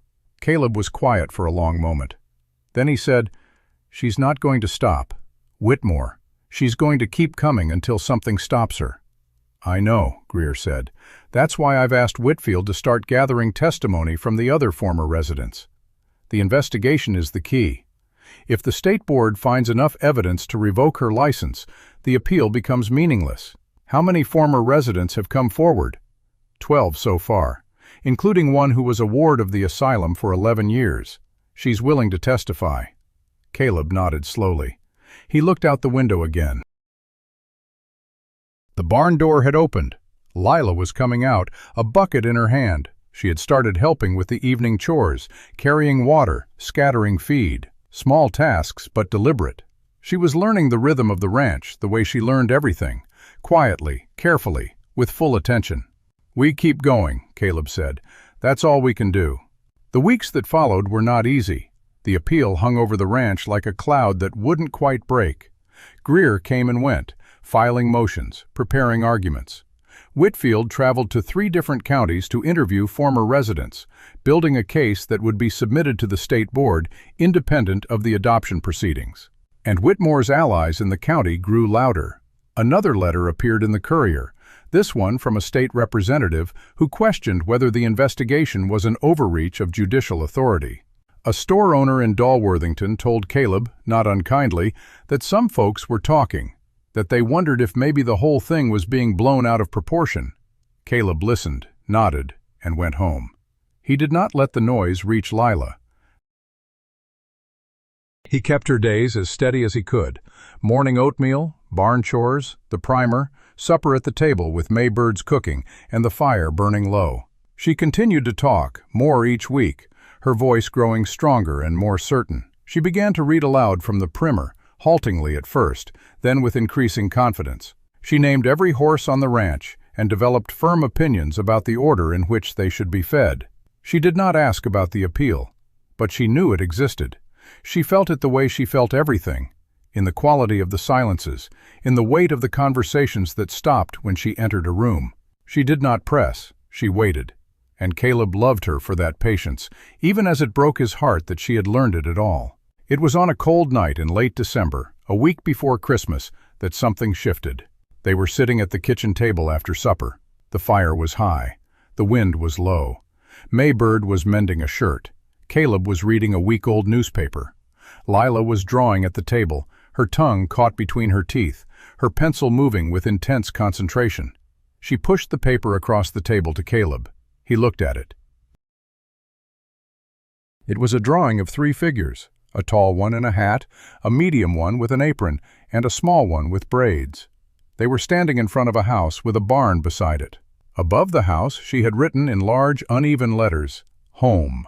Caleb looked at it for a long time. "That's good," he said. She looked at him with those gray eyes. "It's us," she said. "I know." She paused. "Are they going to take me away?" The question landed like a stone in still water. May Bird's hands stopped moving. Caleb set down the newspaper. "No," he said, "they are not. But the lady is still trying." "She is, but she's not going to win." "How do you know?" He looked at her. He thought about the right answer, the one that would reassure her without making a promise he couldn't keep. But she had earned more than that. "Because I've seen what she's up against," he said. "She's up against a judge who saw you tell the truth. She's up against a state investigator who has heard your story. She's up against a dozen people who lived through what you lived through and are willing to speak. And she's up against me. And I don't lose things that matter." She held his gaze. "Okay," she said. She took back the drawing. She looked at it for a moment, then folded it carefully and put it in the pocket of her dress. "I'm going to go say goodnight to Sonny," she said. She climbed down from her chair and walked to the door. She paused with her hand on the latch. "Caleb?" "Yes?" She didn't turn around. "Thank you for not losing." She opened the door and stepped out into the cold. The door closed behind her. Caleb sat at the table, looking at the space where she had been. May Bird was looking at him, her face unreadable. "She called me by my name," he said. He hadn't realized it until now. "No," May Bird said. "She called you Caleb." They were quiet for a long moment. "That's the first time she's said your name," May Bird said. He looked at the door she had walked through. "I know." He sat there for a long time, listening to the wind, waiting for the small footsteps to return. She came back from the barn with frost on the edges of her sleeves and the smell of hay in her hair. The door opened and closed, and she stood in the kitchen, wiping her feet on the rag mat the way May Bird had taught her. And she looked at Caleb still sitting at the table, and she did not say anything else. She just crossed the room and stopped beside his chair. He looked up at her. "Good night," she said. "Good night, Lila." She stood there for an extra beat, like there was something she wanted to add but hadn't yet found the words for. Then she turned and walked to her room. The door closed. The lamp in her window flickered and steadied. May Bird gathered her mending and stood. "I'm turning in." "Good night, May Bird." She paused at the hallway. "She said your name." "I heard." "That matters." He nodded. She went to her room. The house settled into the low creak and sigh of a building winding down for the night. Caleb stayed at the table. He picked up the drawing she had left behind, the 3 figures in front of the house with the word "home" written above them, and looked at it for a long time. Then he folded it carefully and put it in the tin box with the adoption papers, because some things belonged next to the documents that mattered most. The weeks that followed brought snow and silence, and the slow, steady work of winter on a ranch. The cattle were brought down from the high pastures and fed from the stored hay. The horses stayed close to the barn, their breath frosting the air, their coats growing thick and rough. The world shrank to the perimeter of the house and the barn, and the narrow path between them, packed down by boots and hooves until it became a solid ribbon of ice and packed snow. Lila adapted to the winter the way she adapted to everything, by observation, by patience, by finding her place in the rhythm of it. She learned to split kindling with a small hatchet that Caleb had dulled the edge of so she couldn't hurt herself. She learned to carry water from the pump without spilling more than half of it.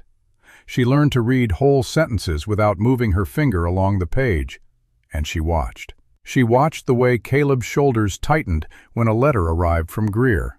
She watched the way May Bird's hands stilled at the stove when the conversation turned to the appeal.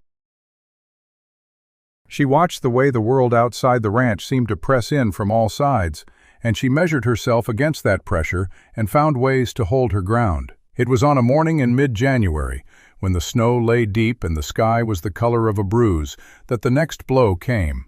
Ezra Cole rode up the track with the mail pouch frozen stiff and his horse blowing steam like a locomotive. He handed Caleb a letter with Greer's return address and waited while Caleb opened it, because even a boy of 12 could read the tension in a man's face. Caleb read it once, then he read it again. Then he folded it and put it in his coat pocket. "Anything I need to tell Mr. Greer?" Ezra asked. "No," Caleb said. "I'll write him when I have something to say." Ezra nodded and rode off. Caleb stood in the yard for a long time, the cold seeping through his boots, the letter a weight against his chest. May Bird found him in the barn a half-hour later, sitting on the workbench, staring at the wall. "What is it?" she asked. He pulled out the letter and handed it to her. She read it, her face going still in the particular way that meant she was controlling an emotion she didn't want to show. Whitmore had filed a motion to have Lila's testimony from the hearing stricken from the record. She was arguing that a 4-year-old child could not be considered a competent witness, that the emotional nature of her testimony had prejudiced the judge, and that the adoption should be reconsidered on the basis that it had been obtained through improper influence. "She's trying to erase what Lila said," May Bird said quietly. "Yes. Can she do that?" "Greer says it's unlikely to succeed, but it delays things, and it gives her more time to fight the investigation." He looked at her. "She's not trying to win on the law. She's trying to wear us down. She's trying to make this cost so much that we give up. Are you going to give up?" He looked at her, and his eyes were the same light, clear blue they had been on the auction platform when he said, "Hold." "No." May Bird nodded. She folded the letter and handed it back to him. "Good," she said. "Because she doesn't know who she's dealing with." She turned and walked back to the house, and Caleb sat in the barn for a while longer, listening to the horses breathe, feeling the cold seep through the cracks in the boards, thinking about the woman in the dark dress who was pulling every string she could reach to take his daughter away from him. He thought about the children who were still in that asylum, waiting for someone to come. He thought about the former residents who had stepped forward to speak. He thought about Lila, asleep in the warm room off the kitchen, her lamp burning low, her hand resting on the edge of the quilt. He stood up and went back to work. The motion to strike Lila's testimony was argued in front of Judge Crane on a Thursday in late January. Caleb did not attend. Greer had advised against it, saying that his presence would be noted and that there was nothing he could add to the legal argument. So Caleb stayed at the ranch, splitting wood with a fury that he did not fully acknowledge, while May Bird watched from the kitchen window and Lila sat in the barn with Sonny, her hand pressed against the mare's warm jaw, her eyes closed. Greer arrived at dusk with snow on his shoulders and a look on his face that was not quite a smile but was close. "Denied," he said. Crane ruled that her testimony was admissible, that her competency as a witness had been established during the hearing, and that the motion had no merit. May Bird let out a breath that sounded like she had been holding it for 3 days. Caleb sat down at the table and put his hands flat on the wood. "What else?" he said. Greer sat down across from him. "The State Board investigation has concluded its preliminary phase. Pendleton submitted his report this morning. He's recommending that the asylum's license be revoked and that Mrs. Whitmore be permanently barred from operating any institution caring for minors in the state of Texas." The kitchen was very quiet. "When will the board vote?" Caleb asked. 30 days. They'll review the report, hear any final testimony, and then make a decision." "And Whitmore?" "She's fighting it. She's hired a lawyer from Austin, a man named Hollister, who specializes in institutional defense. He's already filed a motion to delay the vote, arguing that the investigation was prejudiced by the publicity surrounding your adoption case. Will the delay be granted? Probably not. But it's another stone in the road. Greer paused. There's something else. Pendleton's report includes the testimony of 11 former residents. One of them, a woman named Clara Ames, has asked to meet with you and Lila. Caleb looked up. Why? She said she wants to thank her. She said reading Lila's testimony made her realize she could finally tell her own story. The meeting was arranged for the following week. Clara Ames was 28 years old. She had been a ward of the Whitmore County Asylum from ages 6 to 14, 8 years in the same institution that had put Lila in the dark room. She had been out of the asylum for 14 years, had married, had children of her own, had built a life in a town 2 counties over that had no knowledge of her past. And she had come forward because of what Lila had said in that courtroom. She arrived at the ranch on a Sunday afternoon, driving a plain wagon with a husband beside her who stayed in the wagon, letting her do this alone. She was a small woman with a quiet face and hands that fidgeted with the edge of her coat as she walked to the porch. Caleb met her at the door. He shook her hand and led her inside. May Bird had made tea. The fire was high. Lila was sitting at the kitchen table, where she had been told a visitor was coming, and she sat with her hands folded and her gray eyes fixed on the door. Clara Ames saw her, and she stopped. For a long moment, neither of them moved. Then Clara crossed the room and sat down across from Lila at the table. She looked at her for a moment, and her eyes were bright. "I was in that place," Clara said. "For 8 years. I was in that room. I know what it feels like." Lila watched her. "I never told anyone," Clara said. "Not my husband, not my mother. I carried it the way you carry something too heavy to set down, because you don't know if anyone will help you pick it up again." Her voice shook. "And then I read what you said in the newspaper, about the dark, about how you learned to disappear." She reached across the table and took Lila's hand. "You made me believe I could tell my story too." Lila looked at their joined hands. Then she looked up at Clara. "Did you tell them?" she asked. "Yes." "The whole story?" "Yes." Lila nodded. She didn't say anything else, but she turned her hand over and held Clara's, and they sat like that for a long moment, a woman and a child connected by a thing no one should have to share. Clara stayed for an hour. She drank tea. She talked with May Bird about the snow, about the winter, about ordinary things. She did not talk about the asylum again, and when she left, she hugged Lila at the door, a brief, fierce embrace that Lila returned without hesitation. Caleb walked Clara to her wagon. She paused before climbing up. "Mr. Walker," she said, "I don't know what it cost you to step forward that day, but whatever it was, it rippled further than you know." She climbed into the wagon. Her husband nodded at Caleb and snapped the reins.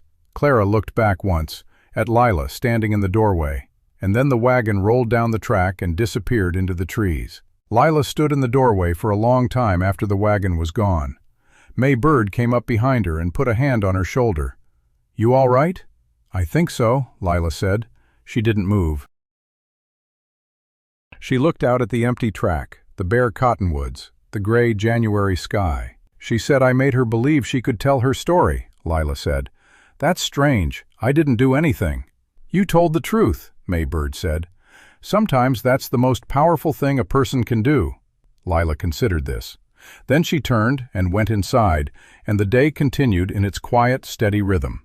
The 30-day wait for the board's decision was the longest stretch of time Caleb could remember living through. Every day brought the possibility of news, good or bad, and every day without news was a day of suspended breath. He worked the ranch, tended the animals, split wood, repaired tack, did all the ordinary things that kept a winter ranch alive, and he waited. Lila waited with him. She had grown attuned to the tension in the house, the way she had grown attuned to the moods of horses, by watching, by feeling, by being present in the space without demanding that it change. She read more books. She helped May Bird with the cooking. She spent hours in the barn with Sonny, not hiding from the world, but gathering strength for it. And then, 3 weeks into the wait, the weather turned. It began as a soft snowfall on a Tuesday afternoon. By Tuesday night, it had become a blizzard. By Wednesday morning, the world had disappeared. Caleb had seen northern winters before. He had been on the ranch long enough to know what a bad storm looked like. But this one was different. The wind came from the north with a fury that seemed personal, piling snow against the house until the kitchen windows were buried halfway up. The cold seeped through every crack, every gap, every joint in the walls. The fire burned high, and still the edges of the room stayed cold. They were trapped. Not dangerously, not at first. There was food, firewood, water. The animals were sheltered in the barn with enough hay to last a week. But the road was impassable, the track invisible, the world beyond the ranch cut off by a wall of white. And Lila, who had been doing so well, began to fade. It was small at first, a silence that stretched longer than usual, a refusal to eat more than a few bites of breakfast, a tendency to sit facing the wall instead of the room. Caleb noticed it on the second day of the storm. He said nothing. He just watched. On the third day, she did not get out of bed. He found her in the morning, still in her nightgown, sitting up against the headboard with the quilt pulled to her chin, her eyes fixed on the window where the snow had buried the glass. "Lila?" She didn't answer. He sat on the edge of the bed. He did not push. He waited. After a long time, she said, "It looks like the room." His chest tightened. "Lila, that's snow. It's just snow. It's not the same." "I know," she said. "I know it's not the same." But she didn't move. And she didn't eat breakfast. And when Maybird came to the door with a cup of warm milk, she took it but did not drink it. Caleb sat with her for an hour. He did not try to convince her that everything was fine. He did not tell her to snap out of it. He just sat beside her on the bed, his back against the headboard, his hands resting on his knees, his presence steady and unhurried. After a while, her hand found his. She held it, and they sat together in the muffled quiet of the snow-buried house, and the storm howled outside. And inside, a small girl fought a battle that no one else could fight for her. That evening, the blizzard broke. The wind died. The snow stopped falling. The moon rose over a world transformed into white silence. Caleb woke in the night to find Lila standing at the window of her room, her hand pressed against the glass. The moonlight had turned the snow outside into a landscape of silver and shadow, and she was looking at it with an expression he could not read. "Lila? It's different," she said without turning around. "What is?" "The light. In the room, it was dark, completely dark. But this..." She pressed her hand flatter against the glass. "This is bright, even at night, even in the storm. The snow reflects the moon and it comes through the window, so it's not dark." She turned to look at him. In the pale light from the window, her gray eyes looked almost silver. "It's not the same," she said. "I thought it was, but it's not." He stood in the doorway, not moving, not wanting to break the moment. "The storm is over," she said. "Can we go out tomorrow?" "If the snow is settled enough, we can." She nodded. She climbed back into bed and pulled the quilt up to her chin. She looked at the window for a moment longer, then closed her eyes. "Good night, Caleb," she said. "Good night, Lila." He pulled the door closed until it was open just a crack, and he left the lamp burning low. The investigation report was made public on a Friday morning. Ezra Cole brought the news, riding through the packed snow on a horse that was double-ridden to make the journey. He handed Caleb a copy of the Courier with the headline, "State Board Votes to Revoke Whitmore Asylum License." Caleb read the article standing in the yard. The board had voted unanimously. The asylum would be closed within 60 days. The children currently in residence would be placed with approved families. Mrs. Whitmore had been permanently barred from operating any institution caring for minors in the state of Texas. The correction room had been condemned. The investigation would continue into the actions of individual staff members. Ezra was grinning. "They're calling it a victory for the county," he said, saying the system worked. Caleb looked at the newspaper. Then he looked at the house, where Lila was standing at the kitchen window, watching him. He walked inside. He set the newspaper on the table. She came over and looked at it, reading the headline slowly, tracing the words with her finger. "Does that mean it's over?" she asked. "The asylum is closing," he said, "and she can't run one again." "And the appeal?" "Still pending. But this makes it much harder for her." Lila looked at the newspaper for a long time, then she looked up at him. "She's not going to give up," she said. "No, she's not. But we're not either." "No," he said, "we're not either." She nodded. She folded the newspaper carefully and put it on the shelf beside her primer. "I'm going to go tell Sonny," she said. She put on her coat and her boots and walked out into the snow, and Caleb watched her go. And he thought about Clara Ames and the 11 other former residents. He thought about Pendleton and Greer and Judge Crane. He thought about the children in the asylum who would be placed in homes, and the children who had already been there and were now adults, carrying the weight of what they had survived. And he thought about Lila, walking through the snow toward the barn, a 4-year-old girl who had been sold for 50 cents and had brought down an institution with nothing more than the truth. The appeal hearing was scheduled for the first week of March. The snow melted, the days grew longer, the world began to wake from its winter sleep, and the ranch stirred with the first signs of spring. The ice cracking on the creek, the buds swelling on the cottonwoods, the horses shedding their thick coats in patches.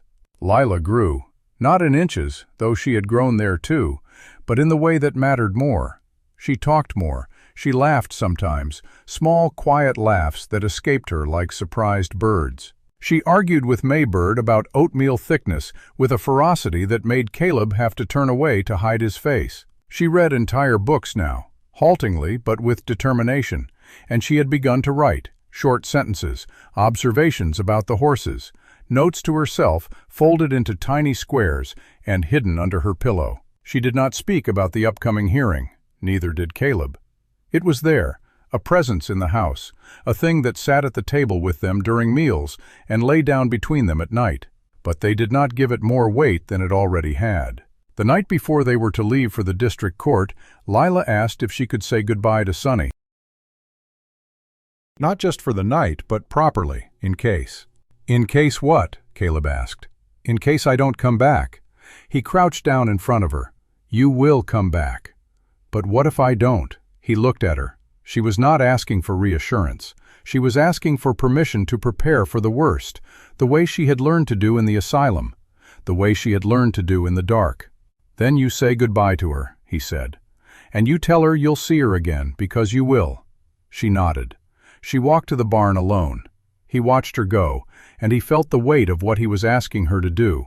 To go into that courtroom again, to face the woman who had put her in the dark, to speak her truth in front of strangers who might not believe her. She was 4 years old, but she was his daughter, and he was going to be there, right beside her, the whole time. The morning of the district court hearing came clear and cold, the sky a pale, washed blue that promised nothing but the ordinary business of the day. Caleb woke before dawn and lay in the dark, listening to the house settle around him, the creak of cooling timbers, the faint crackle of embers in the stove, the sound of Lila's breathing through the crack in her door. He had not slept well, but he had slept enough. He had learned long ago that a man does his best thinking in the hours when the world is still and there is nothing to distract him from the shape of what he is about to face. He dressed in his good clothes, the black wool coat, the clean shirt, the boots he had polished the night before. He made coffee and stood at the kitchen window, watching the first light touch the cottonwoods, the shadows long and blue across the snow that still lingered in the shaded places. Lila's door opened. She came out already dressed in her blue dress, her hair braided tight, her shoes on her feet. She had done the braiding herself, and it was crooked, but it held. "You look ready," he said. "I am," she said. May Bird came in from the side porch, stamping the cold from her boots. She looked at both of them, then went to the stove without a word and began making breakfast. They ate in silence, the way people do before a thing that matters. The ride to the district court took 2 hours. The county seat of the district was a larger town than Dalworthington, with a brick courthouse and a square that boasted a fountain, frozen solid for the winter. Greer met them on the steps, his breath pluming in the cold air, a leather case tucked under his arm. "Whitfield is already inside," he said. "He's been in conference with the judge's clerk all morning. The judge is a man named Corbett. He's known for being thorough and not easily impressed. That's good for us. He won't be swayed by theatrics." "What about Alderton?" Caleb asked. "He's here, and he's brought someone with him, a character witness for Whitmore, a former county official who has known her for 15 years. Caleb nodded. He looked down at Lila. "You ready?" "Yes." They went inside. The courtroom was larger than the one in Harlan County, with higher ceilings and longer benches and a portrait of a stern-faced judge hanging on the wall behind the bench. The gallery was fuller than Caleb had expected, maybe 40 people, some of whom he recognized from town, others who were strangers. Word had traveled. Whitmore was already seated at the respondents' table. She was dressed in the same dark dress, her hair pinned with the same severity. She did not look at them as they entered. She looked straight ahead, her hands folded, her face a mask of composure that seemed carved from stone. Beside her sat Alderton, and next to him a heavy-set man with a red face and a watch chain across his vest. The character witness, Caleb assumed. They took their seats.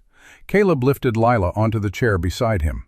She sat straight, her hands in her lap, her eyes moving across the room the way they always did when she entered a new space, cataloging, measuring, finding her bearings. Judge Corbett entered. He was a lean man in his late 50s, with sharp eyes and a face that gave away nothing. He arranged his papers, adjusted his glasses, and looked at the room. We are here for the appeal hearing in the matter of the adoption of the minor child Lila Grace Carter, now known as Lila Grace Walker, by order of the Harlan County Court. The appellant, the Whitmore County Asylum for Dependent Children, represented by Mrs. Eleanor Whitmore, seeks to overturn the adoption on procedural grounds. I have read the briefs from both parties. He looked over his glasses. Mr. Alderton, you may present your opening. Alderton rose. He was polished and smooth, his voice carrying the practiced ease of a man who had argued before many judges. He laid out the argument. The original auction had not been a legal placement mechanism. County Officer Pruitt had exceeded his authority. The adoption had been rushed through without proper oversight.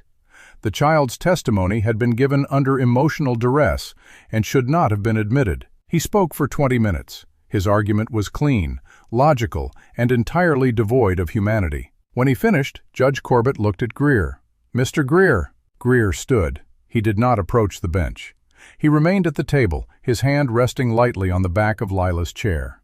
Your Honor, I could spend an hour responding to Mr. Alderton's argument point by point. I could cite precedent and procedure and legal standards. I could do all of that, and I would be within my rights to do so. He paused. But I am not going to do that, because this case is not about procedure. It is not about whether the auction was a legal mechanism or whether Officer Pruitt exceeded his authority. Those are questions of process, and they matter, but they are not the heart of this case. He turned and looked at Mrs. Whitmore. The heart of this case is what that institution did to a 2-year-old child. The heart of this case is a correction room with no windows and a door that closes from the outside. The heart of this case is a child who stopped speaking for 14 months because she learned that no one was listening. He turned back to the judge. The appellant wants this court to believe that the adoption was procedurally flawed.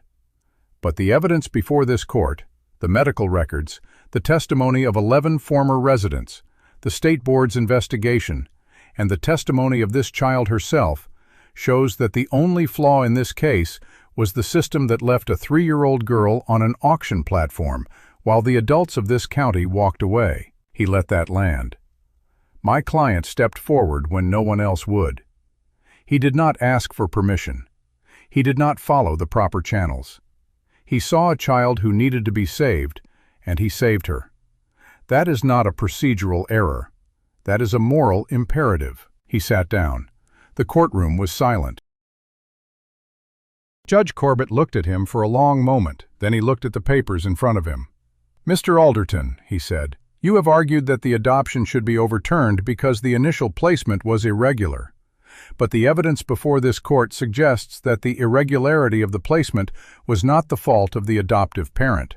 It was the fault of a system that failed this child repeatedly long before Mr. Walker ever stepped onto that square. He removed his glasses. I have read the transcript of the previous hearing. I have read the testimony of the child. I have read the state board's investigation report.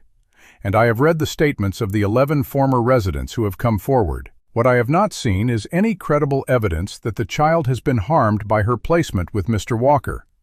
To the contrary, every piece of evidence indicates that she has thrived. He set his glasses down. The appeal is denied. The adoption stands. Alderton opened his mouth to speak, but Judge Corbett held up a hand.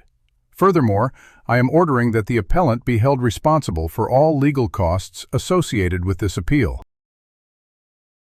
And I am directing that a copy of this ruling be forwarded to the State Board as further evidence of the institution's pattern of conduct.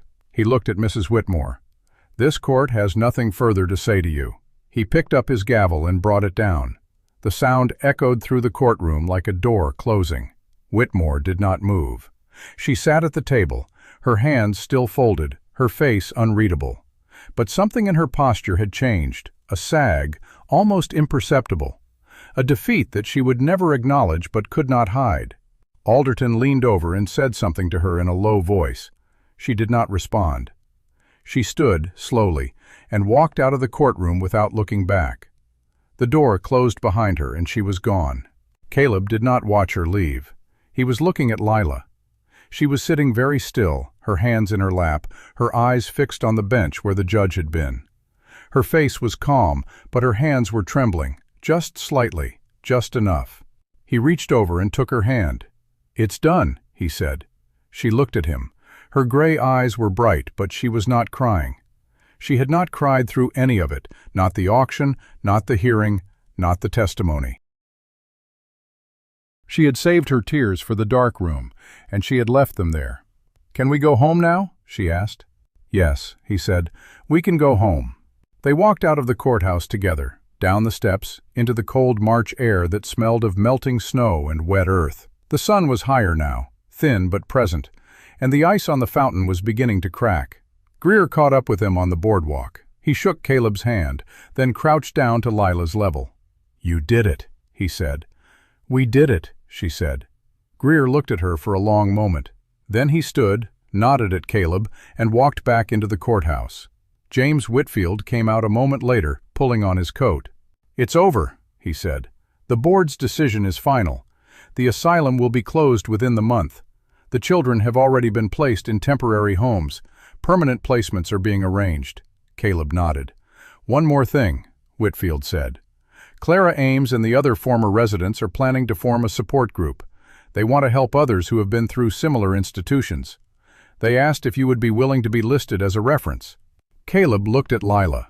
She was watching him, waiting. "Yes," he said, "I'll do that."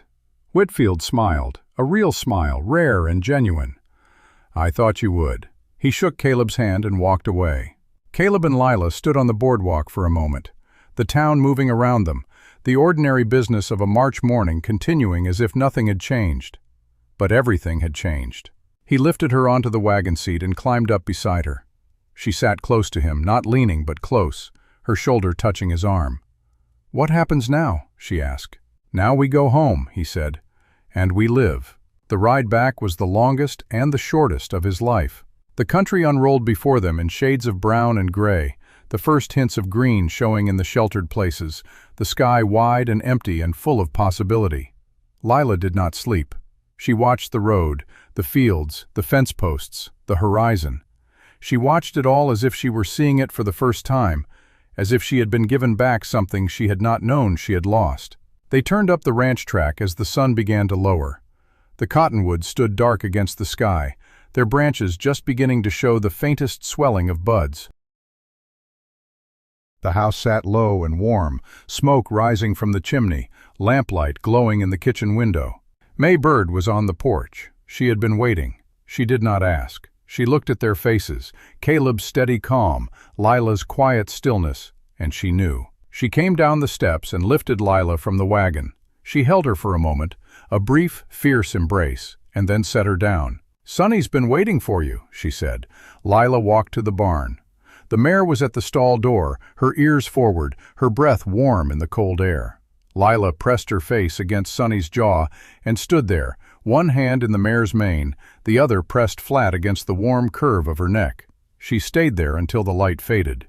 That night, after supper, after the fire had burned down to coals and May Bird had gone to her room, Lila climbed into Caleb's lap without asking. She had not done that before. He did not move. She sat there, small and light, her head against his chest, her hand resting on his arm. "I'm not afraid anymore," she said. He did not answer. He just held her, feeling the rhythm of her breathing, the weight of her body, the fact of her presence in his life. "You know what I remember most?" she said. "What?" "The ride home, that first day. I was asleep, but I remember waking up for a second when we were almost here. I felt your arm around me. I felt the horse moving, and I thought maybe I wasn't alone." "You weren't alone," he said. "I know," she said. "I'm not alone now." She fell asleep in his arms, and he carried her to her room and laid her on the bed. He pulled the quilt up to her chin. He left the lamp burning low, and he stood in the doorway watching her, the way he had done 100 times, the way he would do 100 more. The years that followed were not remarkable in the way that stories are remarkable. They were remarkable in the way that real life is remarkable, slow, cumulative, full of small moments that add up to something larger than any single event. The asylum was closed. The children were placed. Mrs. Whitmore left the county and was not heard from again. Clara Ames' support group grew into a small organization that advocated for institutional reform. Lila, when she was old enough, wrote to Clara, and they corresponded for years. Lila kept those letters in the tin box with the adoption papers. She grew. She grew tall and steady, with the same gray eyes and the same quiet watchfulness, but with something else too, a confidence that had not been there on the platform, a certainty that she belonged where she was. She finished the primer and moved on to other books. She learned to ride, not just Sonny but every horse on the ranch, and she had an instinct with them that Caleb had seen only a few times in his life. She never became loud, that was not who she was, but she became sure. She became the person she had always been meant to become, not despite what had been done to her, but entirely, completely, unmistakably beyond it. When she was 16, she told Caleb she wanted to study law. He was mending a fence in the north pasture. She had ridden out to bring him water, and she sat on her horse looking down at him, the afternoon light catching her face. "I want to help children like me," she said. "Children who don't have anyone to speak for them." He stood up slowly, holding the fence post. He looked at her for a long moment. "Then you should do it," he said. She did. She went to Austin, to the university, and then to law school. She came home every summer and every Christmas, and whenever else she could. She wrote to him every week, long letters full of what she was learning, and who she was meeting, and what she was thinking. He wrote back in his plain, economical hand, and the correspondence was the shape of everything between them. Not sentimental, not performed, but real and continuous, and full of the specific weight of two people who had chosen each other without any of the conventional frameworks for that kind of choosing. He was 61 when the diagnosis came. Something in the blood, the doctor said. The kind of thing that moves slowly and then doesn't. He told Lila in a letter, because that was how they had learned to say the hard things, in writing first, where they could choose their words carefully. She came home within the week. She walked through the door the way she always came through the door, without announcement, without drama, already in motion toward what needed doing. She stayed. She took a leave from her work. She sat with him at the kitchen table, the same table where so many things had been decided, and she looked at him with those gray eyes that had never once in all those years lost their quality of complete, honest attention. "Tell me what you need," she said. "I don't need much," he said. "I never did." "I know," she said. "Tell me anyway." The months that followed had the quality of something precious, precisely because they were finite, and they both knew it, and neither wasted a moment of it pretending otherwise. She read to him in the evenings. She helped May Bird, who had come back to stay, with the cooking and the chores. She walked out to the barn every morning and spoke to the horses, the way he had taught her. He died on a morning in April, quietly in his own bed, with the window open because he had wanted to hear the horses. His hand was in hers. The last thing he said clearly, without effort, as though he had been waiting to say it properly, was her name. Just her name. She held his hand for a long time after. Then she stood, and she went to the window, and she put her hands on the frame and looked out at the ranch that was hers now. The barn, the paddock, the cottonwoods, the long open country running north toward the horizon. And she breathed. The funeral was held in the little church in Dalworthington, the same one where the minister who had written a character statement 15 years earlier now stood at the pulpit and spoke of a man who had not sought attention but had earned something far more lasting, the gratitude of a community that had been changed by his quiet, steady presence. Lila stood at the front of the church. She had written what she wanted to say on a piece of paper, but she did not look at it. She looked at the people who had come, the minister, the schoolteacher Ruth Carey, the farmer who had shaken Caleb's hand on the road, the woman from the church auxiliary, Ezra Cole, now a man with children of his own. She said, "He didn't save me because I was worth saving. He saved me because he believed that every person is worth saving before you know what they'll become. He didn't wait for proof. He didn't require a return on the investment.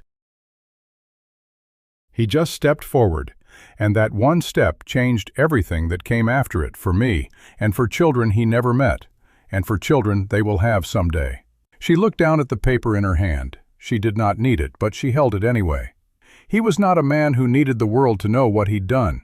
But I need you to know, because the thing he did needs to be named, so that other people can decide to do it too. She put the paper in her pocket. He didn't just save me, she said. He proved that I was never meant to be broken, and that is the only inheritance worth leaving anyone. She stepped back. The church was quiet.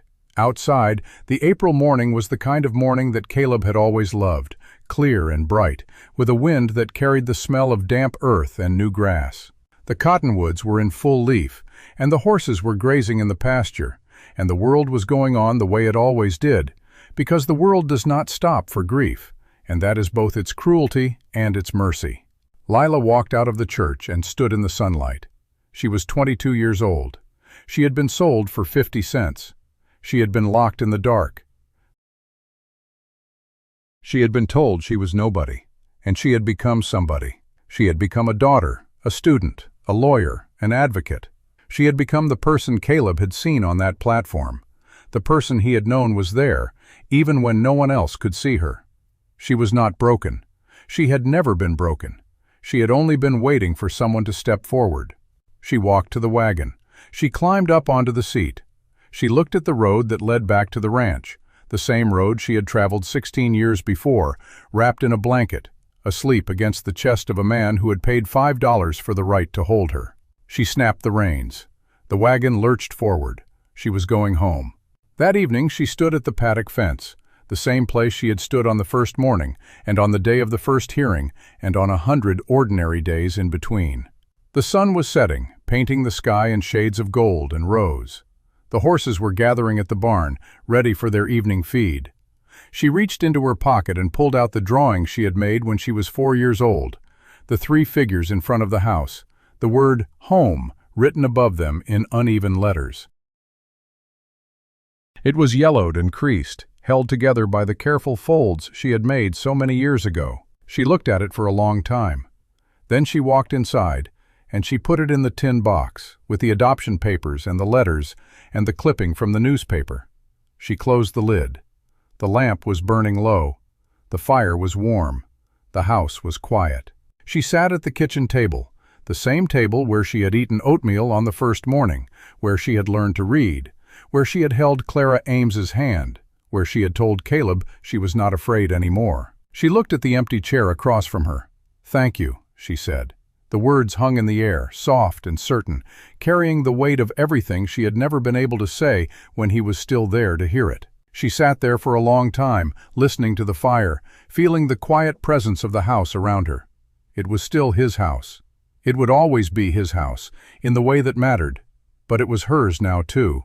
It had been hers from the moment he stepped forward on that platform, from the moment he held out his hand and waited for her to take it. She was home, and she was whole. This is Clint Dawson, and you've been listening to Frontier Heart Audio. Until next time, keep your heart open and your trails safe.